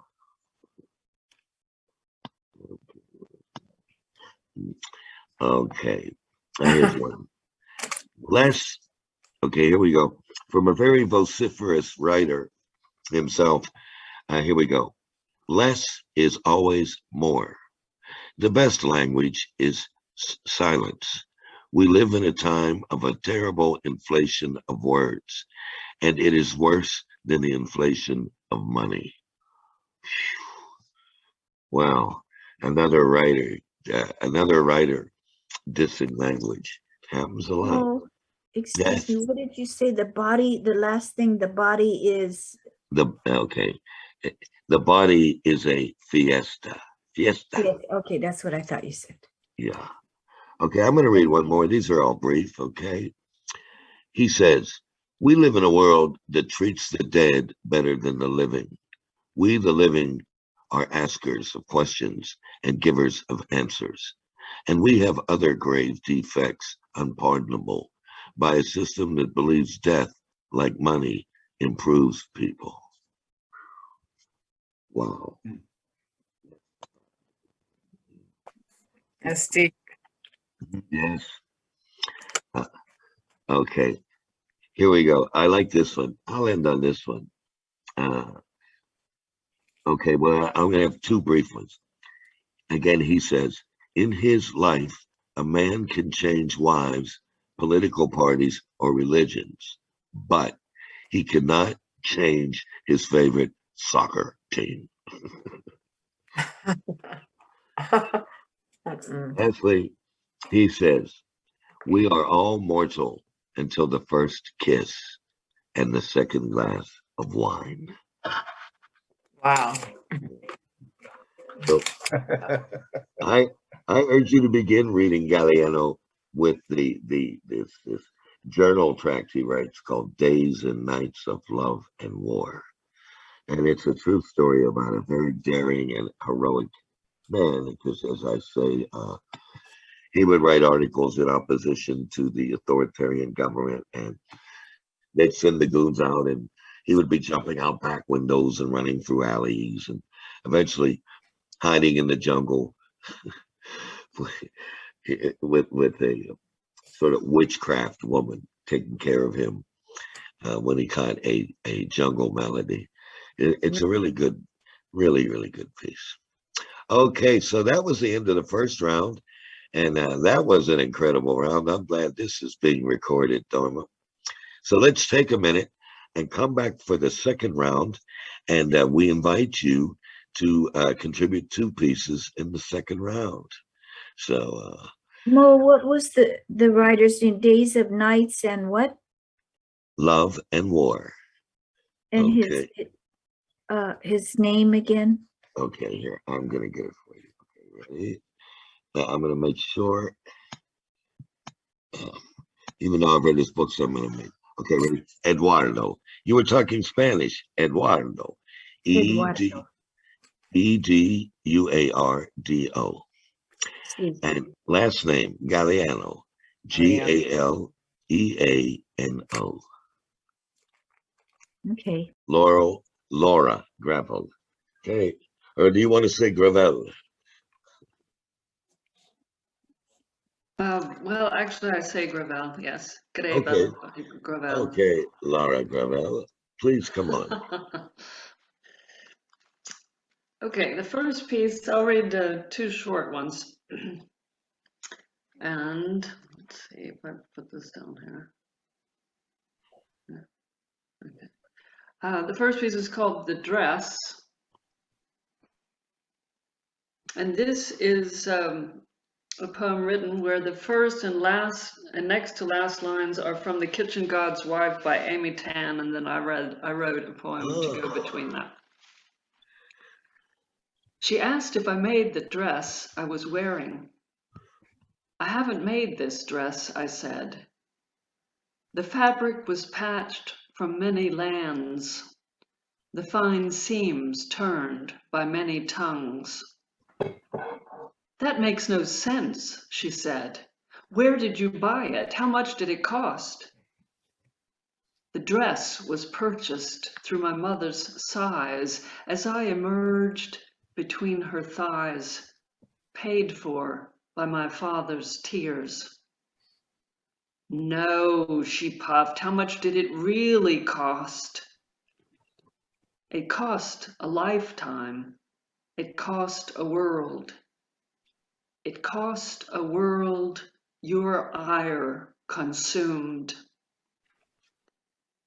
Her anger blew fire out her nose, just like a dragon whose tail has been stepped on. My dress caught. Okay. I met Amy Tan in Paris, and she was a very, very nice woman, very, very convivial. We had conversations and went to Caffé, four of us, not just me, you know. And she was just very, very genial, very, very friendly and willing to discuss what she was doing, what we were doing.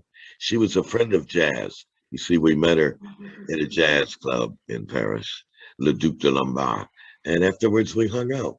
So she wrote the very popular novel. Was it in the 70s? The Joy Luck Club. What, you know, bringing Chinese culture into the American mainstream. Yes. Okay, next, Laura Granville. Yes, I love her book, her work.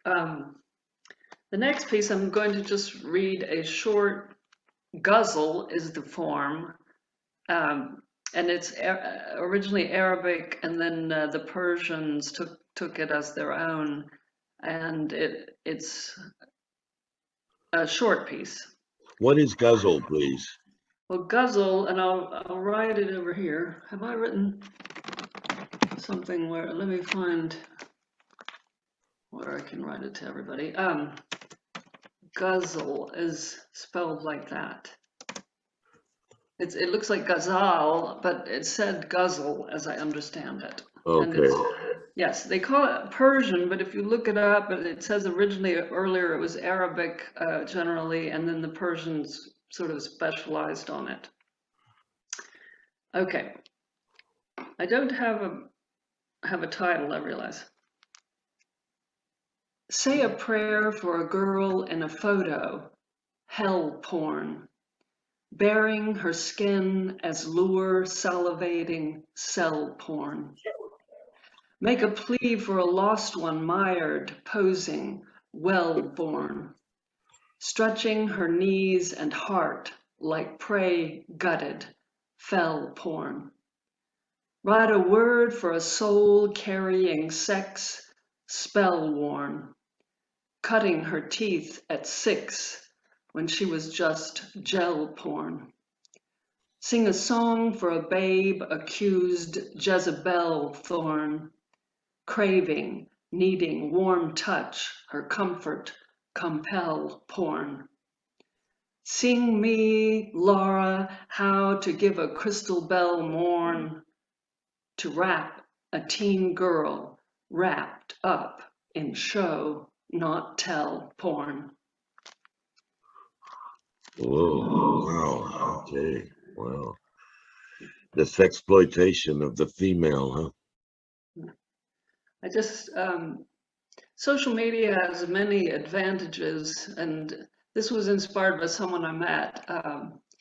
But I just really despair that so many young people and I mean it's male too, but the sexualization of children's clothing, everything is I mean they just it seems to me they don't really have a childhood in the sense that I would wish, you know, and then so many young people, they act the same. It's just it's a strange, it's as though they were cloned, you know. I mean, just it becomes this big pornography thing. I just really despaired. So that's how I came, and that was from meeting a specific person and just feeling very sad about that person's condition.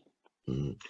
And well, you know, some years ago, Gap, the clothing maker, which also employs people from, you know, from Bangladesh and other countries at starvation wages, sells their clothes very expensive. Okay, what's new?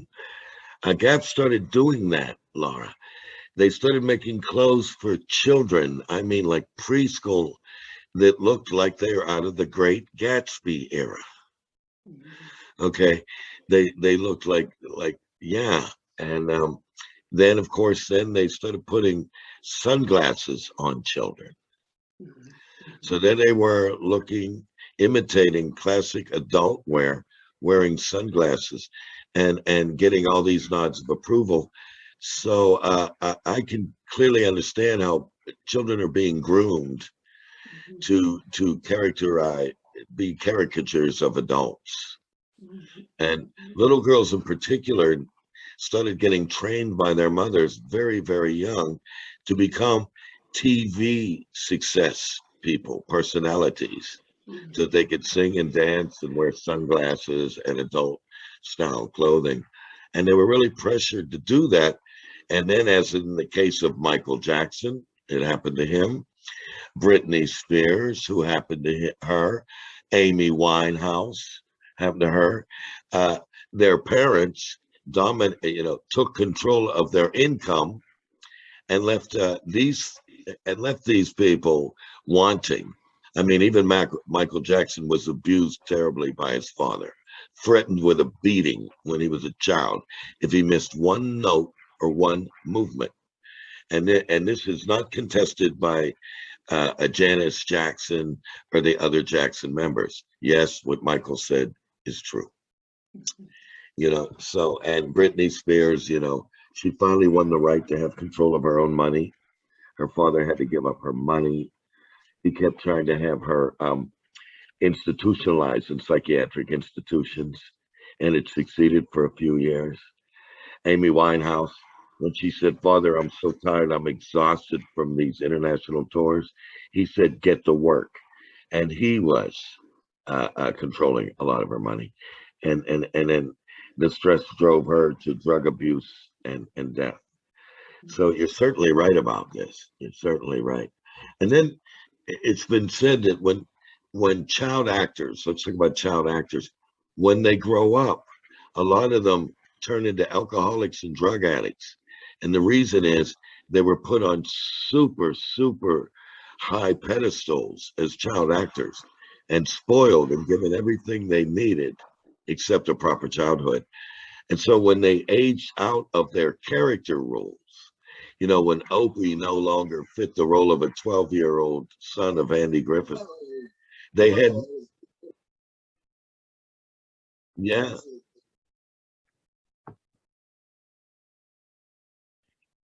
that's right. But unlike his exceptional emergence, Judy Garland, they made her a drug addict by the time she was 12 years old. Jackie Cooper, these people grow up and go, all of a sudden now I'm entering adolescence and young adulthood and I'm obscure. The industry doesn't want me. So you're certainly right, Laura, about that grooming, that kind of grooming. So give us another one, please. Oh, that was two. Oh, well, listen to me. You know, limited self-storage. You know what I mean? I stand corrected. But thank you. And you come back some more with us. We miss you. No, I've missed being here. I'm so glad to be here tonight. Okay, and we're glad to have you back.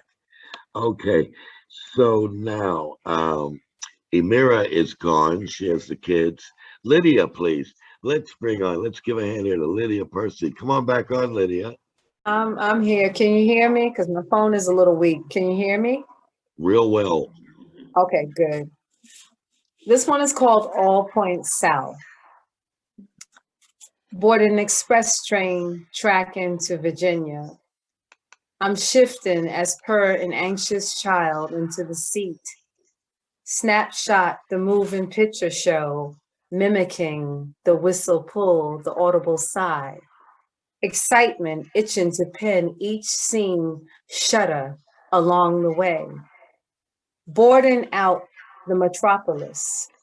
Series of trains abandoned with tags, graffiti brags, all still life. Steel-plated dinosaurs, beautiful failures, I say. They are tagged by the famed Bansky's tags and Basquiat's. They tie together along with tires slacked along the tracks. The odyssey of urban ruins, rusty metal barrels, mind, eyes need to claim. Along with the lavender weeds, breathe freely, conglomerate, unhinged, separate over time, awe-inspiring, dilapidated settlements. No one knows along the bottom hidden from the sight of a lone apple cart, Sister Marigolds, where the wheels are bend into a crease, a relic possessed for future reference, a flash as cowbells that rattle Granny's door. Oh, Virginia, I am finally here, land of my family and buried ancestors. Passing, I spy the beautiful butterfly, flutter, hover, crows and hawks stalk the skies. Overseers, surveyors of untouched land in search of prey to dine on carrion. There's a blue jay who flew, thought would stay as steadying my lens to hold his colors, sitting by a babbling brook. There rests a chartreuse camouflage frog full of forthcoming tadpoles. There's black snakes. They glide through the rough blades and bushes, and silence steals the moment. Slowly melts away noon, and evening peel back the orbs light of velvet hues, purplish and blue.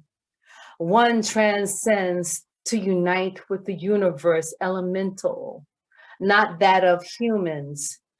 Hear still the train whistling, visions of growing vegetation, and the trails near to watering holes, fishermen with poles and hooking bloodworms, wriggling for unexpected eyes to visualize life's surprise. Excited by broken limbs, twisted twigs, and pieces blown into abstract configurations of happenstance. This is nature's art. Alone as per natural rule, as Walden Pond and Thoreau, Emerson's transcendental are Frost, the road less traveled existence. So let it be, just let it be nature, let it be real. That's it. Okay, all right. Lydia, did you spend any growing up time in Virginia? Yeah, I spent time, my parents would take us from the city and take us to Virginia or South Windsor, Connecticut, where my grandfather was a farmer, and we grew up around running through the waters, the rivers and pastures and all that great stuff. And then we would come back to the city for, Where in Virginia? Oh, Lynchburg. Oh, okay. Mm-hmm. Yeah, okay. Up near Nelson County. I'm from Richmond. Oh, you're from Richmond. Hey, Uncle Omar, how you doing? I love Virginia. When I get out of New York, I'm just like, oh yes. I was born in Roanoke. Okay. Oh, it's Yeah. beautiful. I asked that question It's really because boring as hell. I asked you that question because when you first started reciting that poem, you came out in a Virginia accent. Oh, Yeah. And I dare say I know that because a lot of people from Virginia migrated to Pittsburgh after the First World War to work in steel mills and coal mines. Exactly. Okay, we had people from Virginia and North Carolina. I And have when you, family in Pittsburgh. okay, all right, Yeah. could have been my neighbors. All right. I'm Well, telling you. oh, well, it just rang in my ear from people I grew up with when I, well, I'm from Pittsburgh, but my parents are from Virginia. Oh, well, you say it better than me. Yes. Okay, so give us the second one, please, Lydia. Oh, I don't even have, wait, let me see. A second one. I don't know. I don't have anything sitting by me. Oh yeah, I do. I have a little Good, something. good. Oh, this is called Maybe This Time. Maybe this time she'll free these city streets. Beneath her callous feet, burdened by concrete, the sky towers in the tenements, the speckled pigeons perch, gray gutter rats dwindle from the light. There's something kind of beautiful here. Early rise, yoke, yellow ball, east of Chinatown, off Broadway, bridge buckling down. The city elusive. No ninjas, just chaotic Chinese chopped up into Bruce Lee videos. Winded chimes and continue twinkle ring in the dingy takeout doorway. Stand nursing a plastic container of rice noodles and baby bok choy.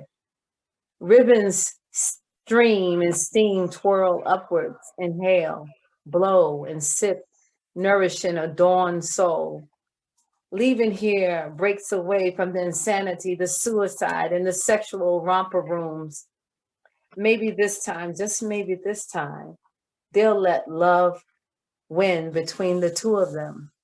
Through the whistle breeze across the bayou of Ante's youth, made of sugar tea and liquor lemonade and women so free, you'll find the love in your food scenting. She loved to taste colors, that of the moon, some blood red and pomegranate, some sunny and some blue as his mood, some black and green tornado, others pink like tomorrow's promise to you.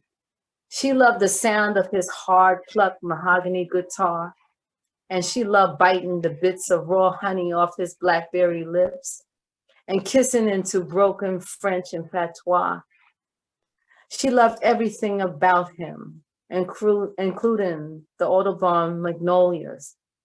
She liked to conjure up, they call her like voodoo, in the pastures of flowers in late noon to swing and string, freeing at the hem of her pinafore, and flirting peaks of brown sweet thighs chasing after the moon in the Louisiana sky.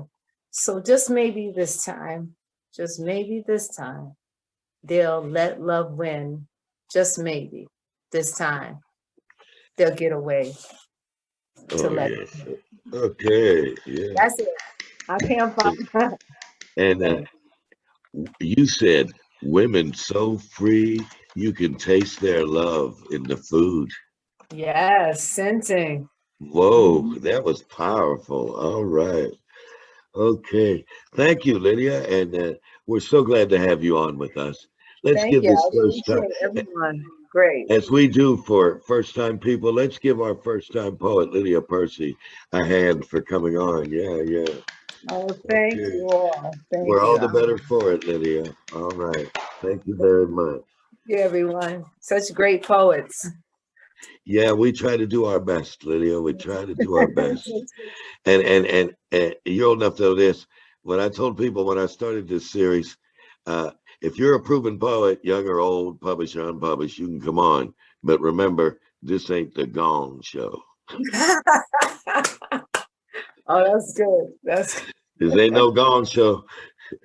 I stole that from drummer Roger Humphreys, who when he was the original drummer on "Song for My Father" by Horace Silver. yes, yes, yes. I love that. And Roger would do a jam every Thursday night in Pittsburgh, okay? And he'd say, "Now, buddy, I'm telling you, now I'm inviting some musicians on stage, but know your shit because this ain't the Gong Show." And young boys who are taking music training would get up there nervous. They'd be shaking in their boots when he'd say that. I know. Okay. That's Thank great. you again, Lydia. Okay. I'm going to move to the other side of the continent again and bring back Jeannie Lucano. All right. I think she went for coffee. Jeannie? Hello, Jeannie. Yeah, I'm here. I'm here. Okay. We can see your waist, darling. You've got an attractive, slim waist. Yes. No, I have a cat here. See, so Oh. Okay. Well, that'll be great to be on recording. Go ahead. Poeming with My Cat by Jeannie Nakano. Yeah, I'm trying to wean him for somebody that's going to take him, and I'm really happy about that. Okay. Now, the other two, the poems that I read were from my book called Storyteller, the ones that I read about Angora Poets. And these right now are from Enter the Stream. They're Haibun. And, you know, I plan to do a story about my father and what I just talked to you about. So I thought I'd insert some of the poems that I already have. I don't know what I'm going to do. It's my friend Prince, he's kind of compelling me. He says I have to get this story down. So I'm going to try. But anyway, this is one that I wrote when my father first died. And I'll put different things in the book. It's called Autumn. A depression sets in every October. This is the month my father died. And when he passed, a crater greater than the world and universe beyond scraped the pit of my stomach. With the onset of the 10th month, warm shots of whiskey before bedtime and meditation in the morning help me make it through the nights. Somewhere in Seattle, maple leaves glisten in gold and red, but here in my shell, a deep void. The sun left, took the summer away. Only the rain falls behind. And that's one Haibun. And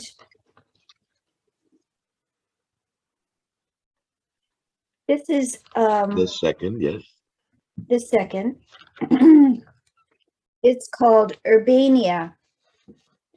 And when I was in the Haiku Society, everything's about nature. Oops, the cat fell. Sorry.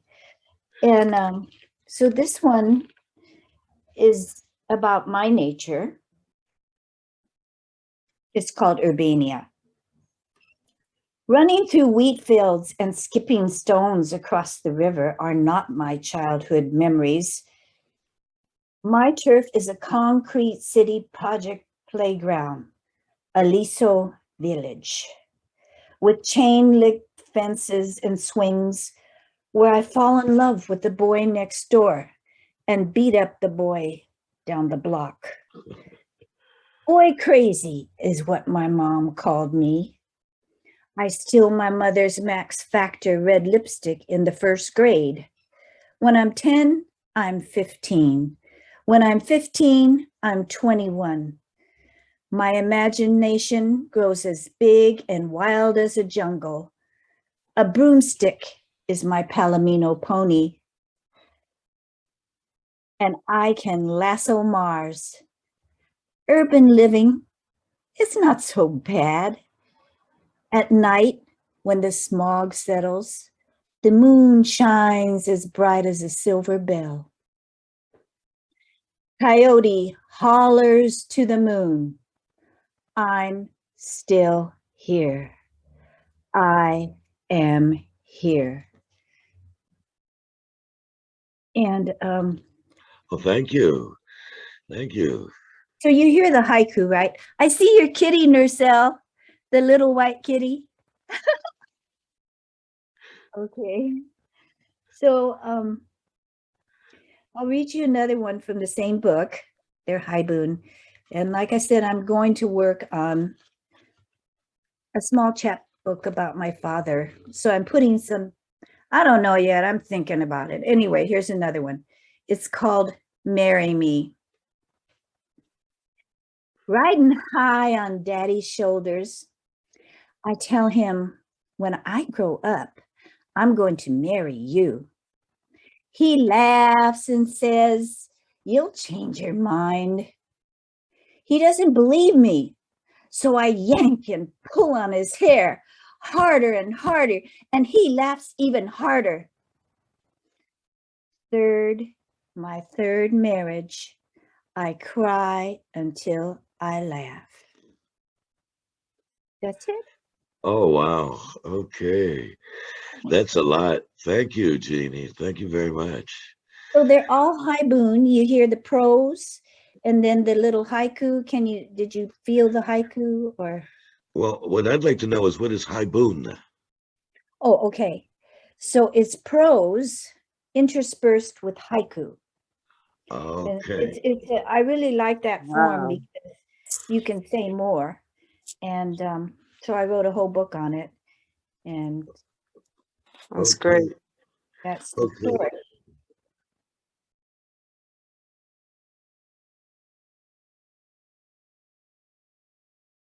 Oh, good. Thank you. Okay. So I'm going to get this book together. And you know, Prince, okay, he's really pushing me. I don't want to do this because I wanted to really write just about me. It's my therapy, you know, but After 3 marriages, you have certainly earned the right to write about you. Oh, wow. But I feel like I have to do this for my father because he raised me by himself because my mother left us because she found this young lover and she really regretted it for the rest of her life. But I feel like I kind of owe it to him, all that he went through. So I will get going, and that's why I'm reading to you a little bit of poems about my father, because I'll put it in the book somehow, some way. Mhm. You think that's a good idea? I think you should follow what you want to do. I think if you think it's a good idea, go ahead with it. Mm-hmm. Definitely. Okay. And Well, that's it. it's interesting for you to talk about the occasional male who stays behind and is abandoned by the mother, the wife, because so often the true story, it's mostly men, but there are occasions where men are left behind, and I'm not trying to get reactionary, but they need to be credited too. This is true. Because I raised my son for a while. You know, it wasn't so difficult, but I did raise my son for a while when his mother married a rich man and took a trip around the world. And that's okay too, the 2 incidences, but, you know, it can happen. And I was no martyr, but I'm glad to hear that that example. That's all. Praise to your father. Okay. All right. So now I want to call back Angoma. Angoma. Hey there, man. Oh.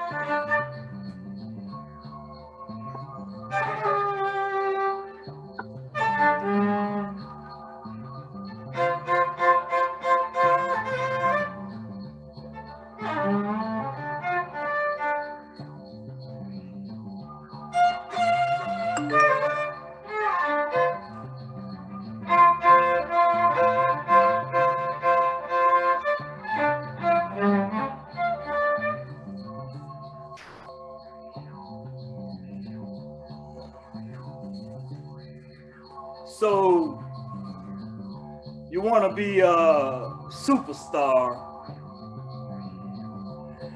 You could be worth more dead than when you're alive, especially if you were owned just an indentured slave to the music. When they slip fame in your cocktail, you may get addicted to the stage. Too high to read the contract, but the devil's in the details. The cash advance in production cost, more advanced than the profit. Your credit card expired as your drug habit gets higher. Too much dough for the cost of your limo and the entourage that goes everywhere that you go. The doctors and accountants are crooked, paid under the table to lie. Say you OD'd and your cash went to your record label, or they recorded enough of him and footage to sell. You can go to hell if you won't go to the party or spread your butt cheeks for the Illuminati. If you fight for truth and just us, they'll throw you under the bus. They don't care about you anymore, so you stay higher than a kite because you can't afford to fight. Besides, it would end the illusion that you're wealthy, owning houses and cars, hanging out in bars with stars, always being chased by paparazzi when your star begins to fall and you're in debt for it all. You best hire a bodyguard. Remember this warning, I'm not just talking jive. In this age of holograms, you could be worth more dead than you are alive.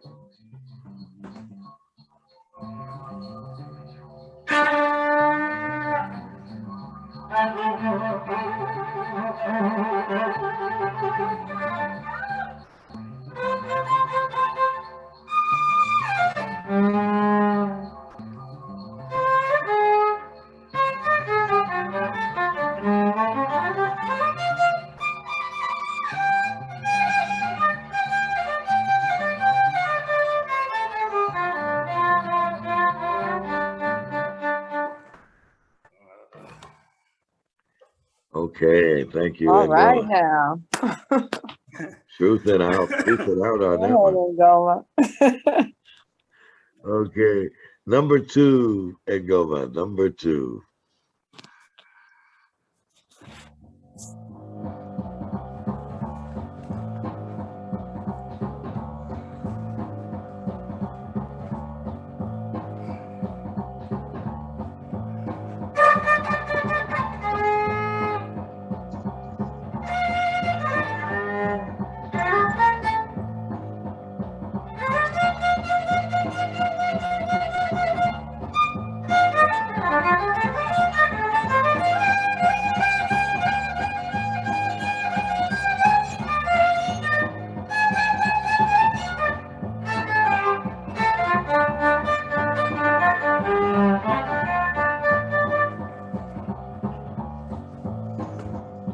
Jazz doesn't live here anymore.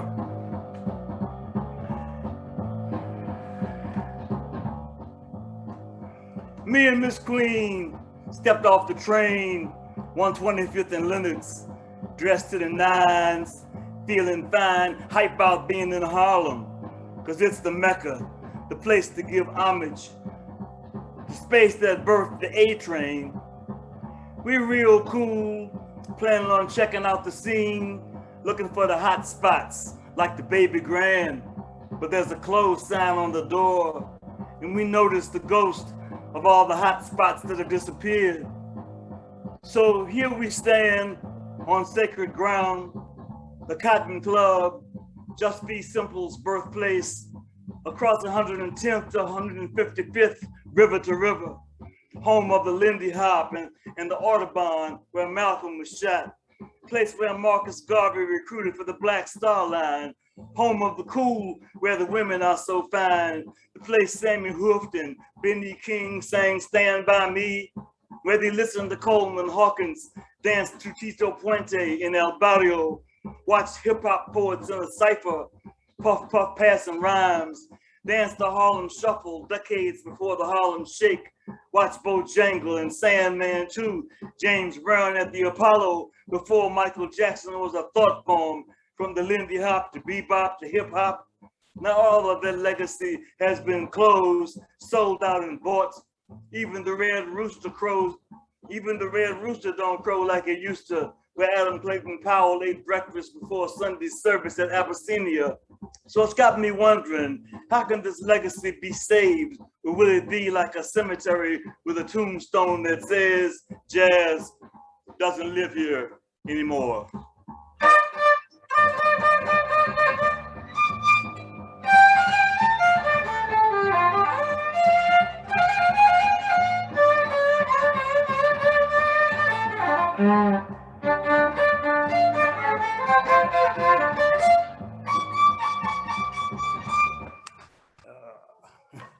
All right. Okay.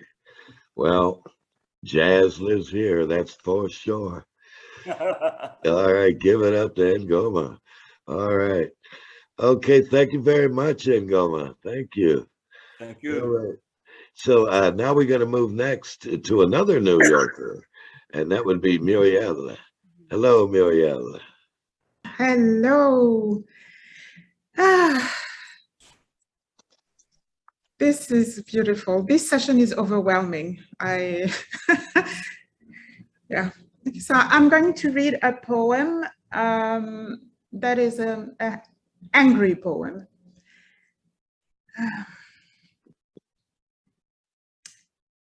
The name is Poetry Killer.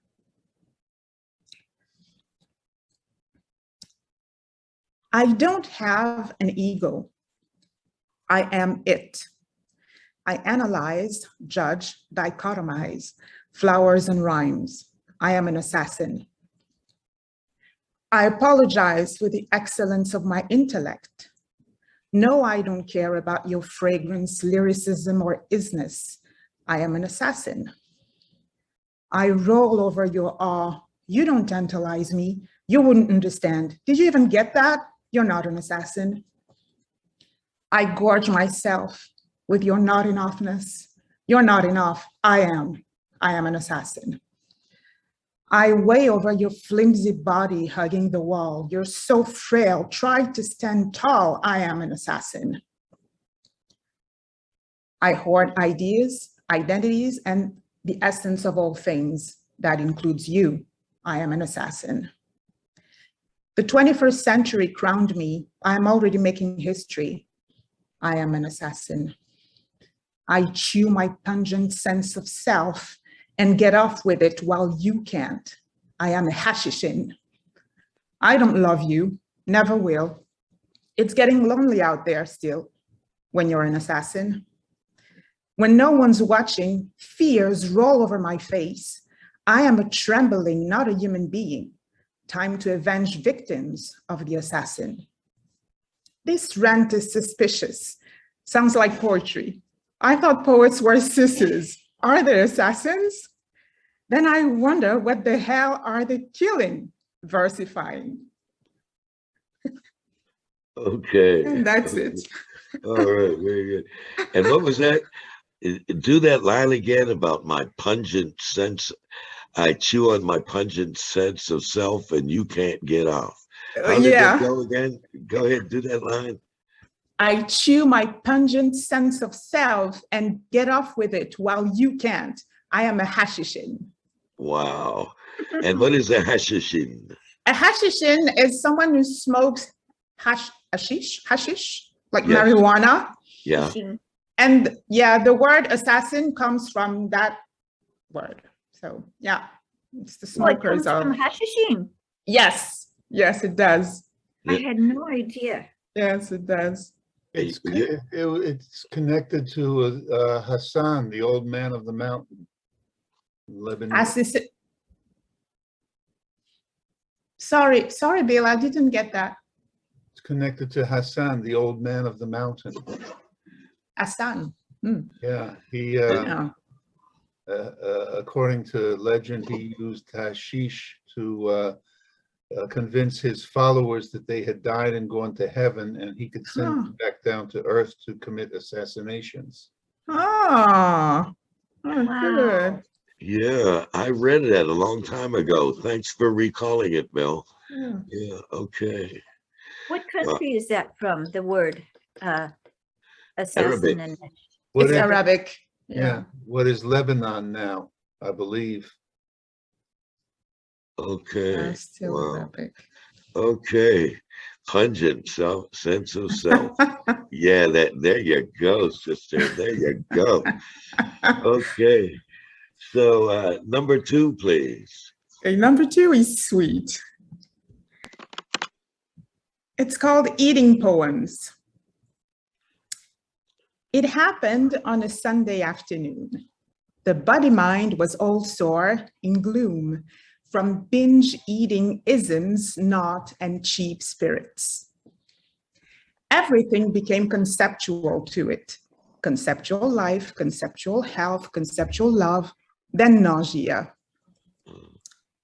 The body-mind had a matrix hidden within, somewhere between the sex drive and the will to die.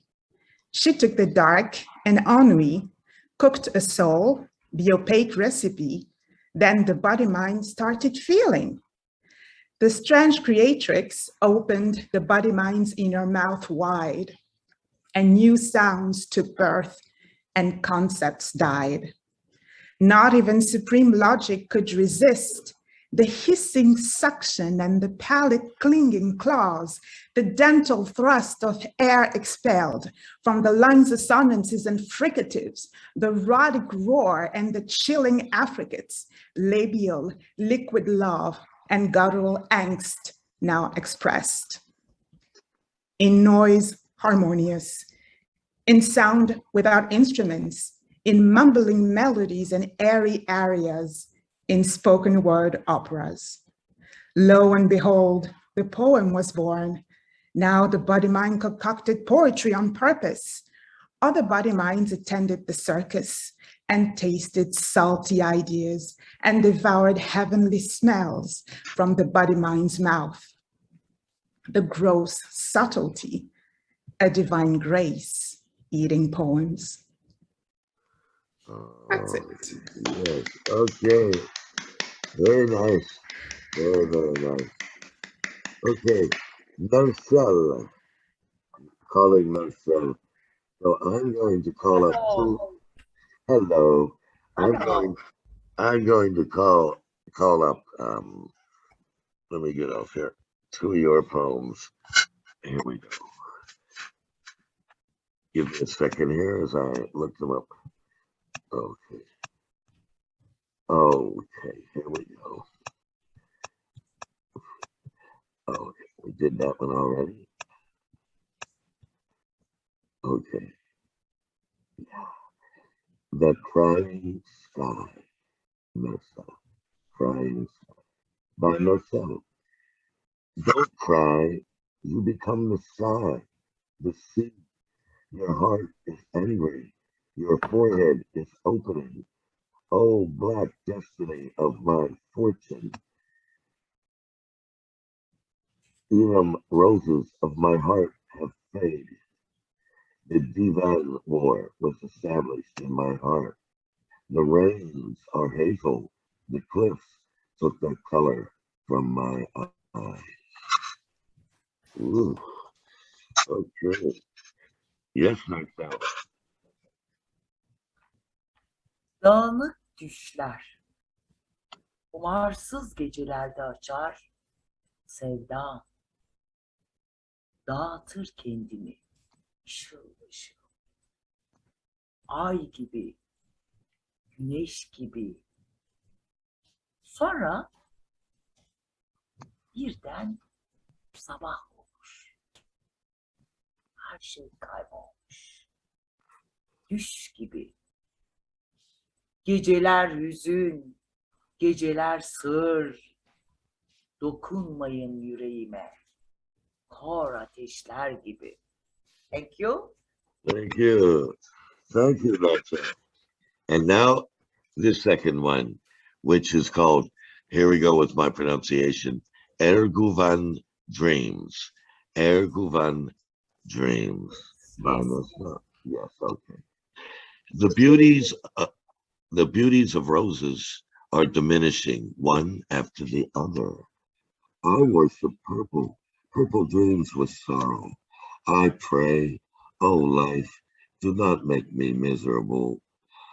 A thin ache in my chest. A nightingale bleeds silently, screaming. I collected bird sounds from the forest as an ointment. An incompletely lived love bleeds in my heart. Oh, my lilac, loneliness, I kiss your eyes. Thank you. Thank you, nurse. Arguan düşler. Ardı sıra eksiliyor. Günleri, güzellikleri. İbadet ediyorum. Kederle. Arguan düşlere. Arz ederim. Ey hayat. Bedbah etme beni. Göğsümde ceder bir sızı. Sessiz kanar bir bülbül, çığlık çığlığa. Ormandan kuş sesleri topladım, merhem diye. Eksik yaşanmış bir aşk kanar kalbimde. Ey benim leylak dokunuştu yalnızlığım. Ey benim leylak okunuştu yalnızlığım. Gözlerinden öperim. Thank you. Beautiful, beautiful. And I want to let you know because, you know, Narcelle is not speaking English yet. I want to let you know that her poems are traveling around the globe. They are being picked up by other sites and other and publications, including that poem of hers that was recorded as a jazz poem in New York yesterday. So this is what's going on with Narcelle. And we appreciate that so much because she began very timidly on Angora Poets. And we saw the merit in her work. We did see that right away. So congratulations, Narcelle. Congratulations dearly to you. Çok teşekkür ederim. Hepinize Türkiye'den, İstanbul'dan sevgiler, selamlar. The Angora Poets Cafe, the Elites. Okay, thank you. And you know, we're getting Turkish followers because they're originally followers of Narcelle, and she's posting such affirmative comments about Angora. We're getting befriended by Turkish poets, and we welcome them to come on board and join us as well. Okay, so I'll let you know that. Thank you. Okay, let's now go to Dharma Dave. Hello, David Rorschach Wilson. Wow. And I just want to remind everybody, after you've sent in your submissions to the Angora Poets Anthology, be sure and send your submissions to the Review Revolution. That yes, I submitted. Amazing magazine that Muriel does, and that I'm treated to be working with her on. So send it to there as well. Put a link. Put the link in the chat there, Muriel, if you would. Yeah, sure. Yes, I submitted to that project, that review. So did I. Oh, you have? Oh, great. Okay, so let me just copy paste the link. Sure. From a small group, we sure do generate a lot of connections for one another, and that's very nice. That's great. Yeah. So, a poem. Chairman of the world. If I were chairman of the world, before I start, I just want to say I'm going to dedicate this to all the cats who've been joining us at the session today. Start again. chairman of the world. If I were chairman of the world, mice would not vex Disco Stew. Cats would patrol all Midgard and Disco Stew's farmhouse, too. From warrior cat to kitty pet, no solace for the mice that roared. Be they fierce as Reepicheep, be they twerp or low pipsqueak, even Frederick, the poet mouse, from the tip of his nose to the end of his tail. Ha ha! Stuart Little, cut away all paper bags. The film is nothing like the book. You are not chairman of the world, and neither am I. Alas, alack, alark. Leave birds out of this.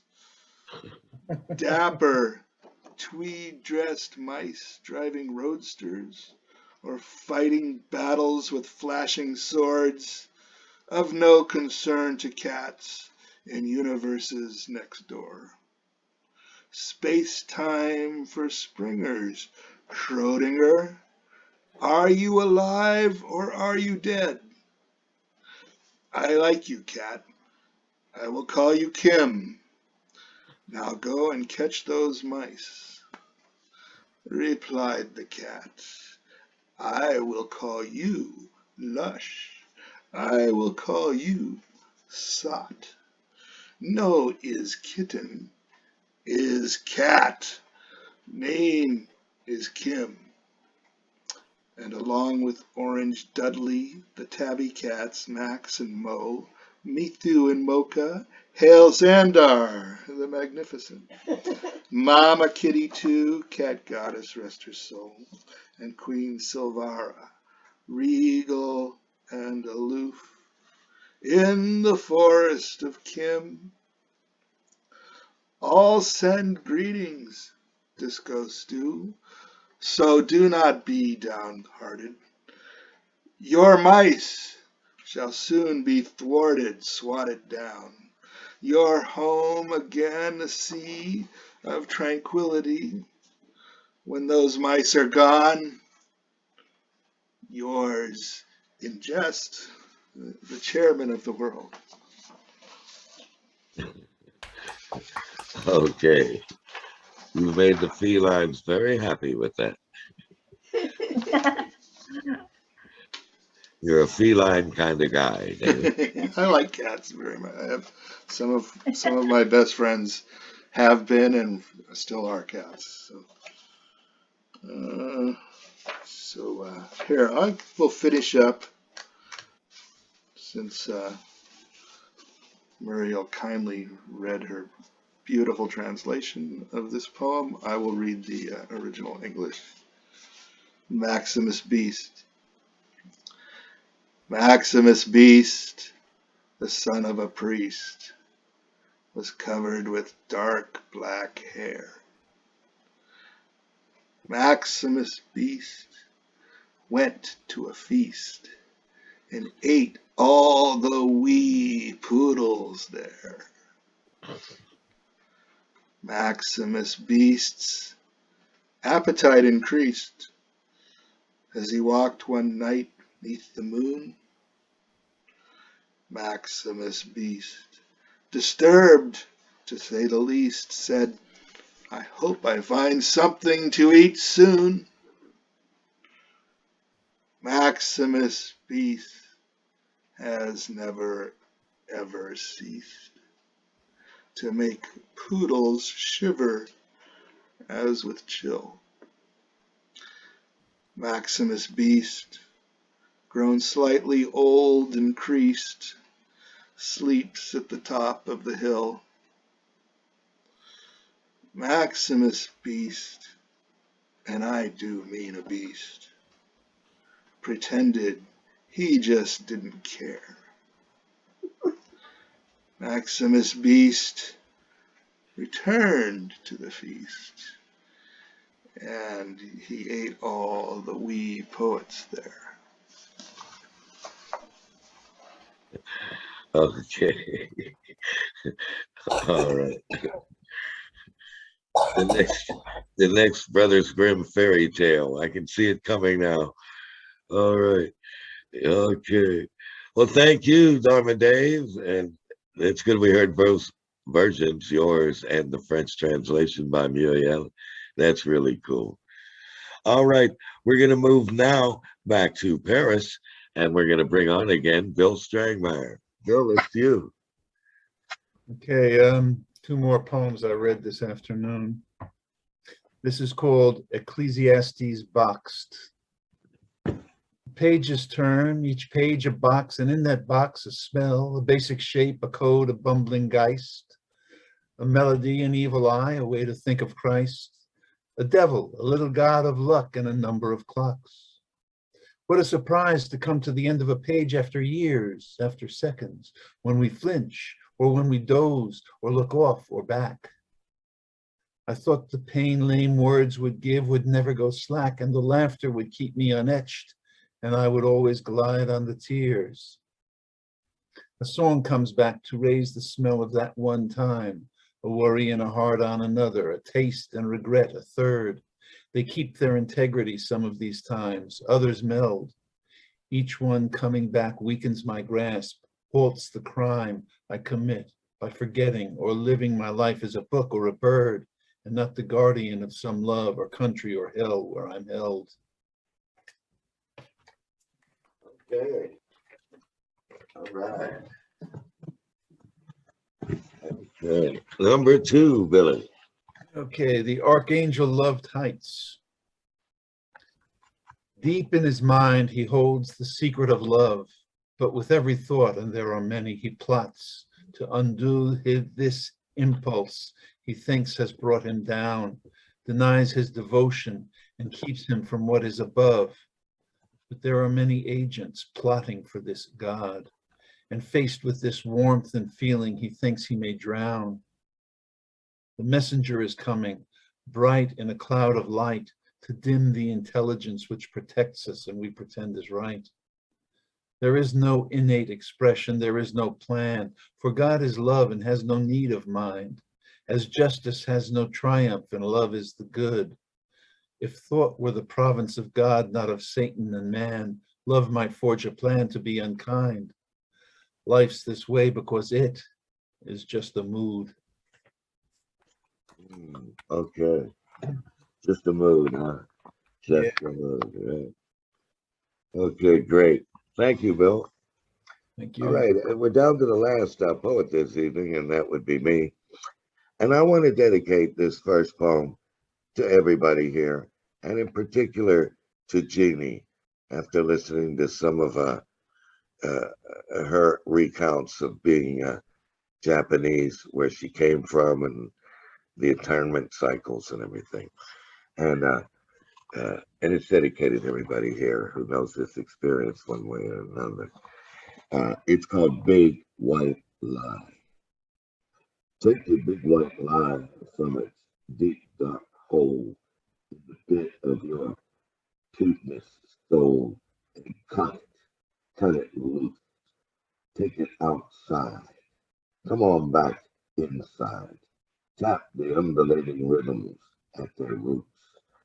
Get a taste for things to discover like cornbread. Wrap it up pan fried. Go white like red hot jazz blue. Exit existential lists. Try shooby dooby dooby doo. Now, step on the downbeat. Hit it on the one. Welcome home, son.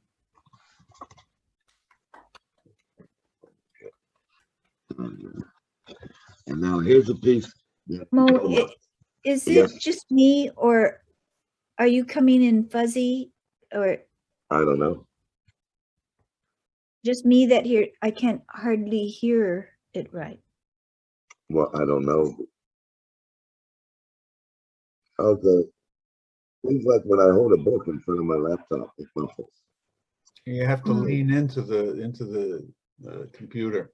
Yeah, I do, which is against my nature, because when you read well, you sort of lean up and lean back. But okay, here we go.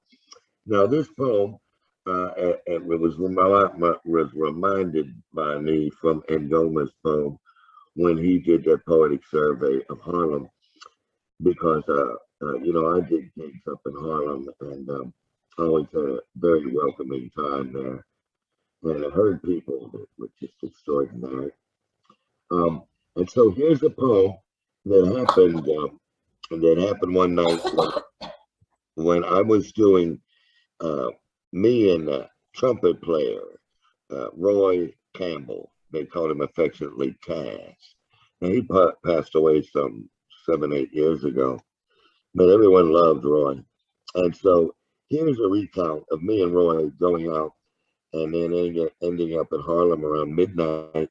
And I think you'll know where we ended up in Ngoma, because it says so, It says so. It's the Lexington Lounge, the Zebra Room. The Lennox Lounge, the Zebra Room. Yeah, here we go. It's called Downstairs. I don't take the A train to yesteryear. No, sir, I roll up to Harlem on the bus and hop off at Broadway and Lennox. Here and now. Now hear this. The neighborhood is teeming with life, lives on the move. We're moving uptown to get down. An uphill climb against the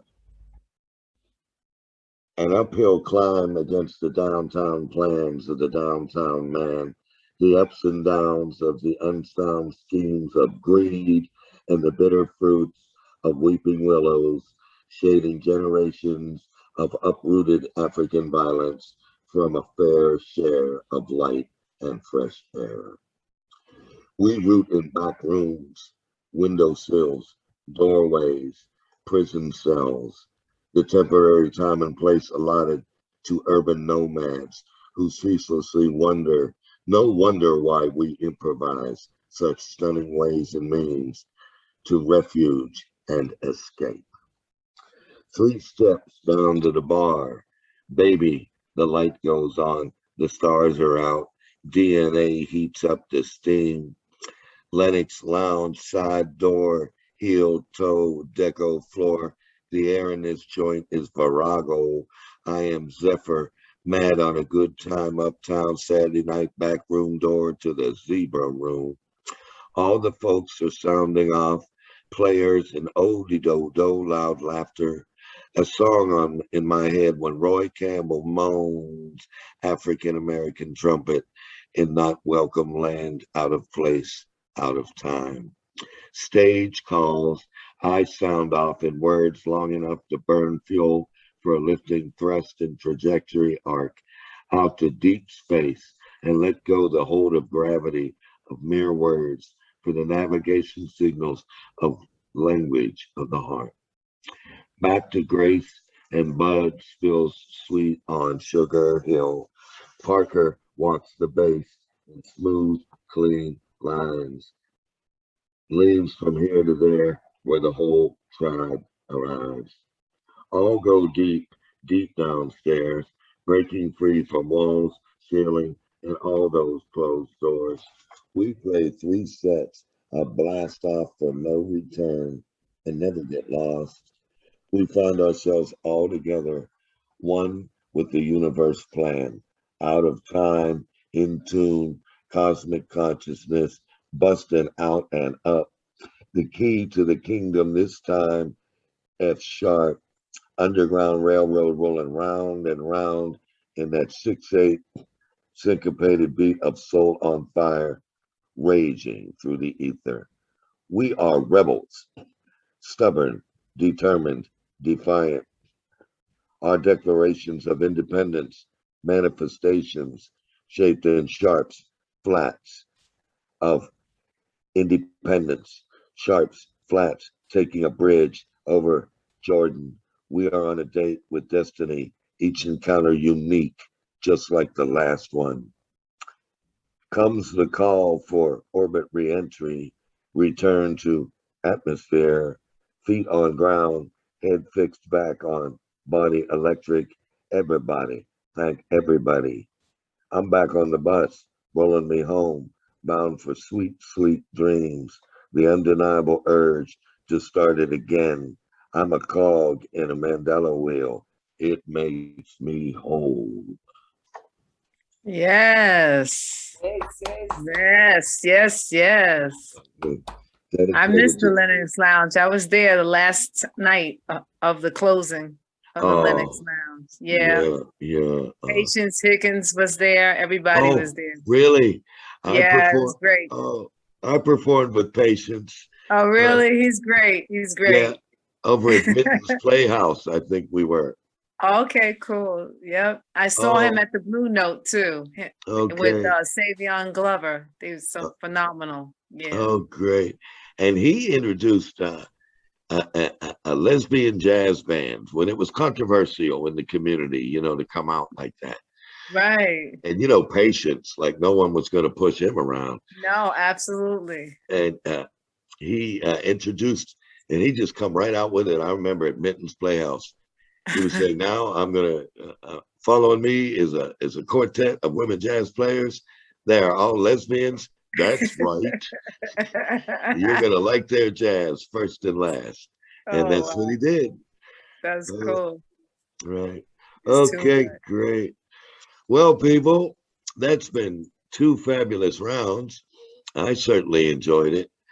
Thank you. And though you've been showing cats, my bulldog Bertha has been lying beside me as she does. Now let me pull her out of her slumber. Come on, Bertha. Represent Bertha. Oh. Wow, she's a big Bertha. Bertha, get that picture, brother. Get that picture. Oh, hey, Bertha. she's cute. Bertha.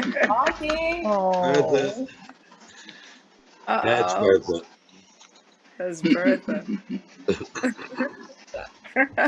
Okay. He's going, why are you doing this to me after Dave Rorschach already told us about the doom of success? Why are you doing this to me?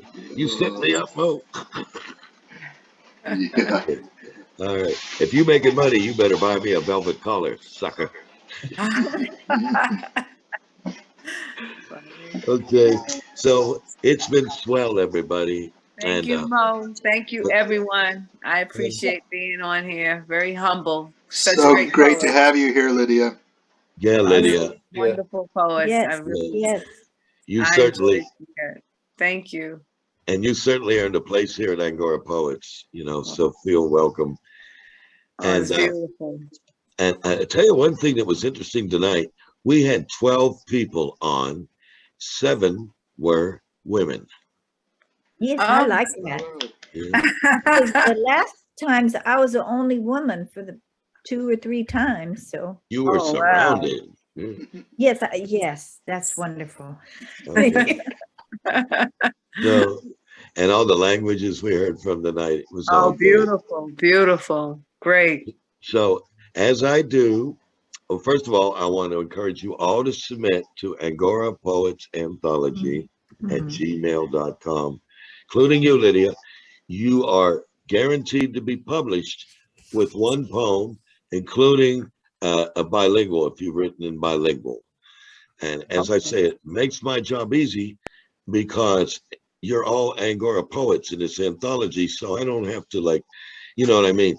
I don't have to labor over, is this poet and this poem any good?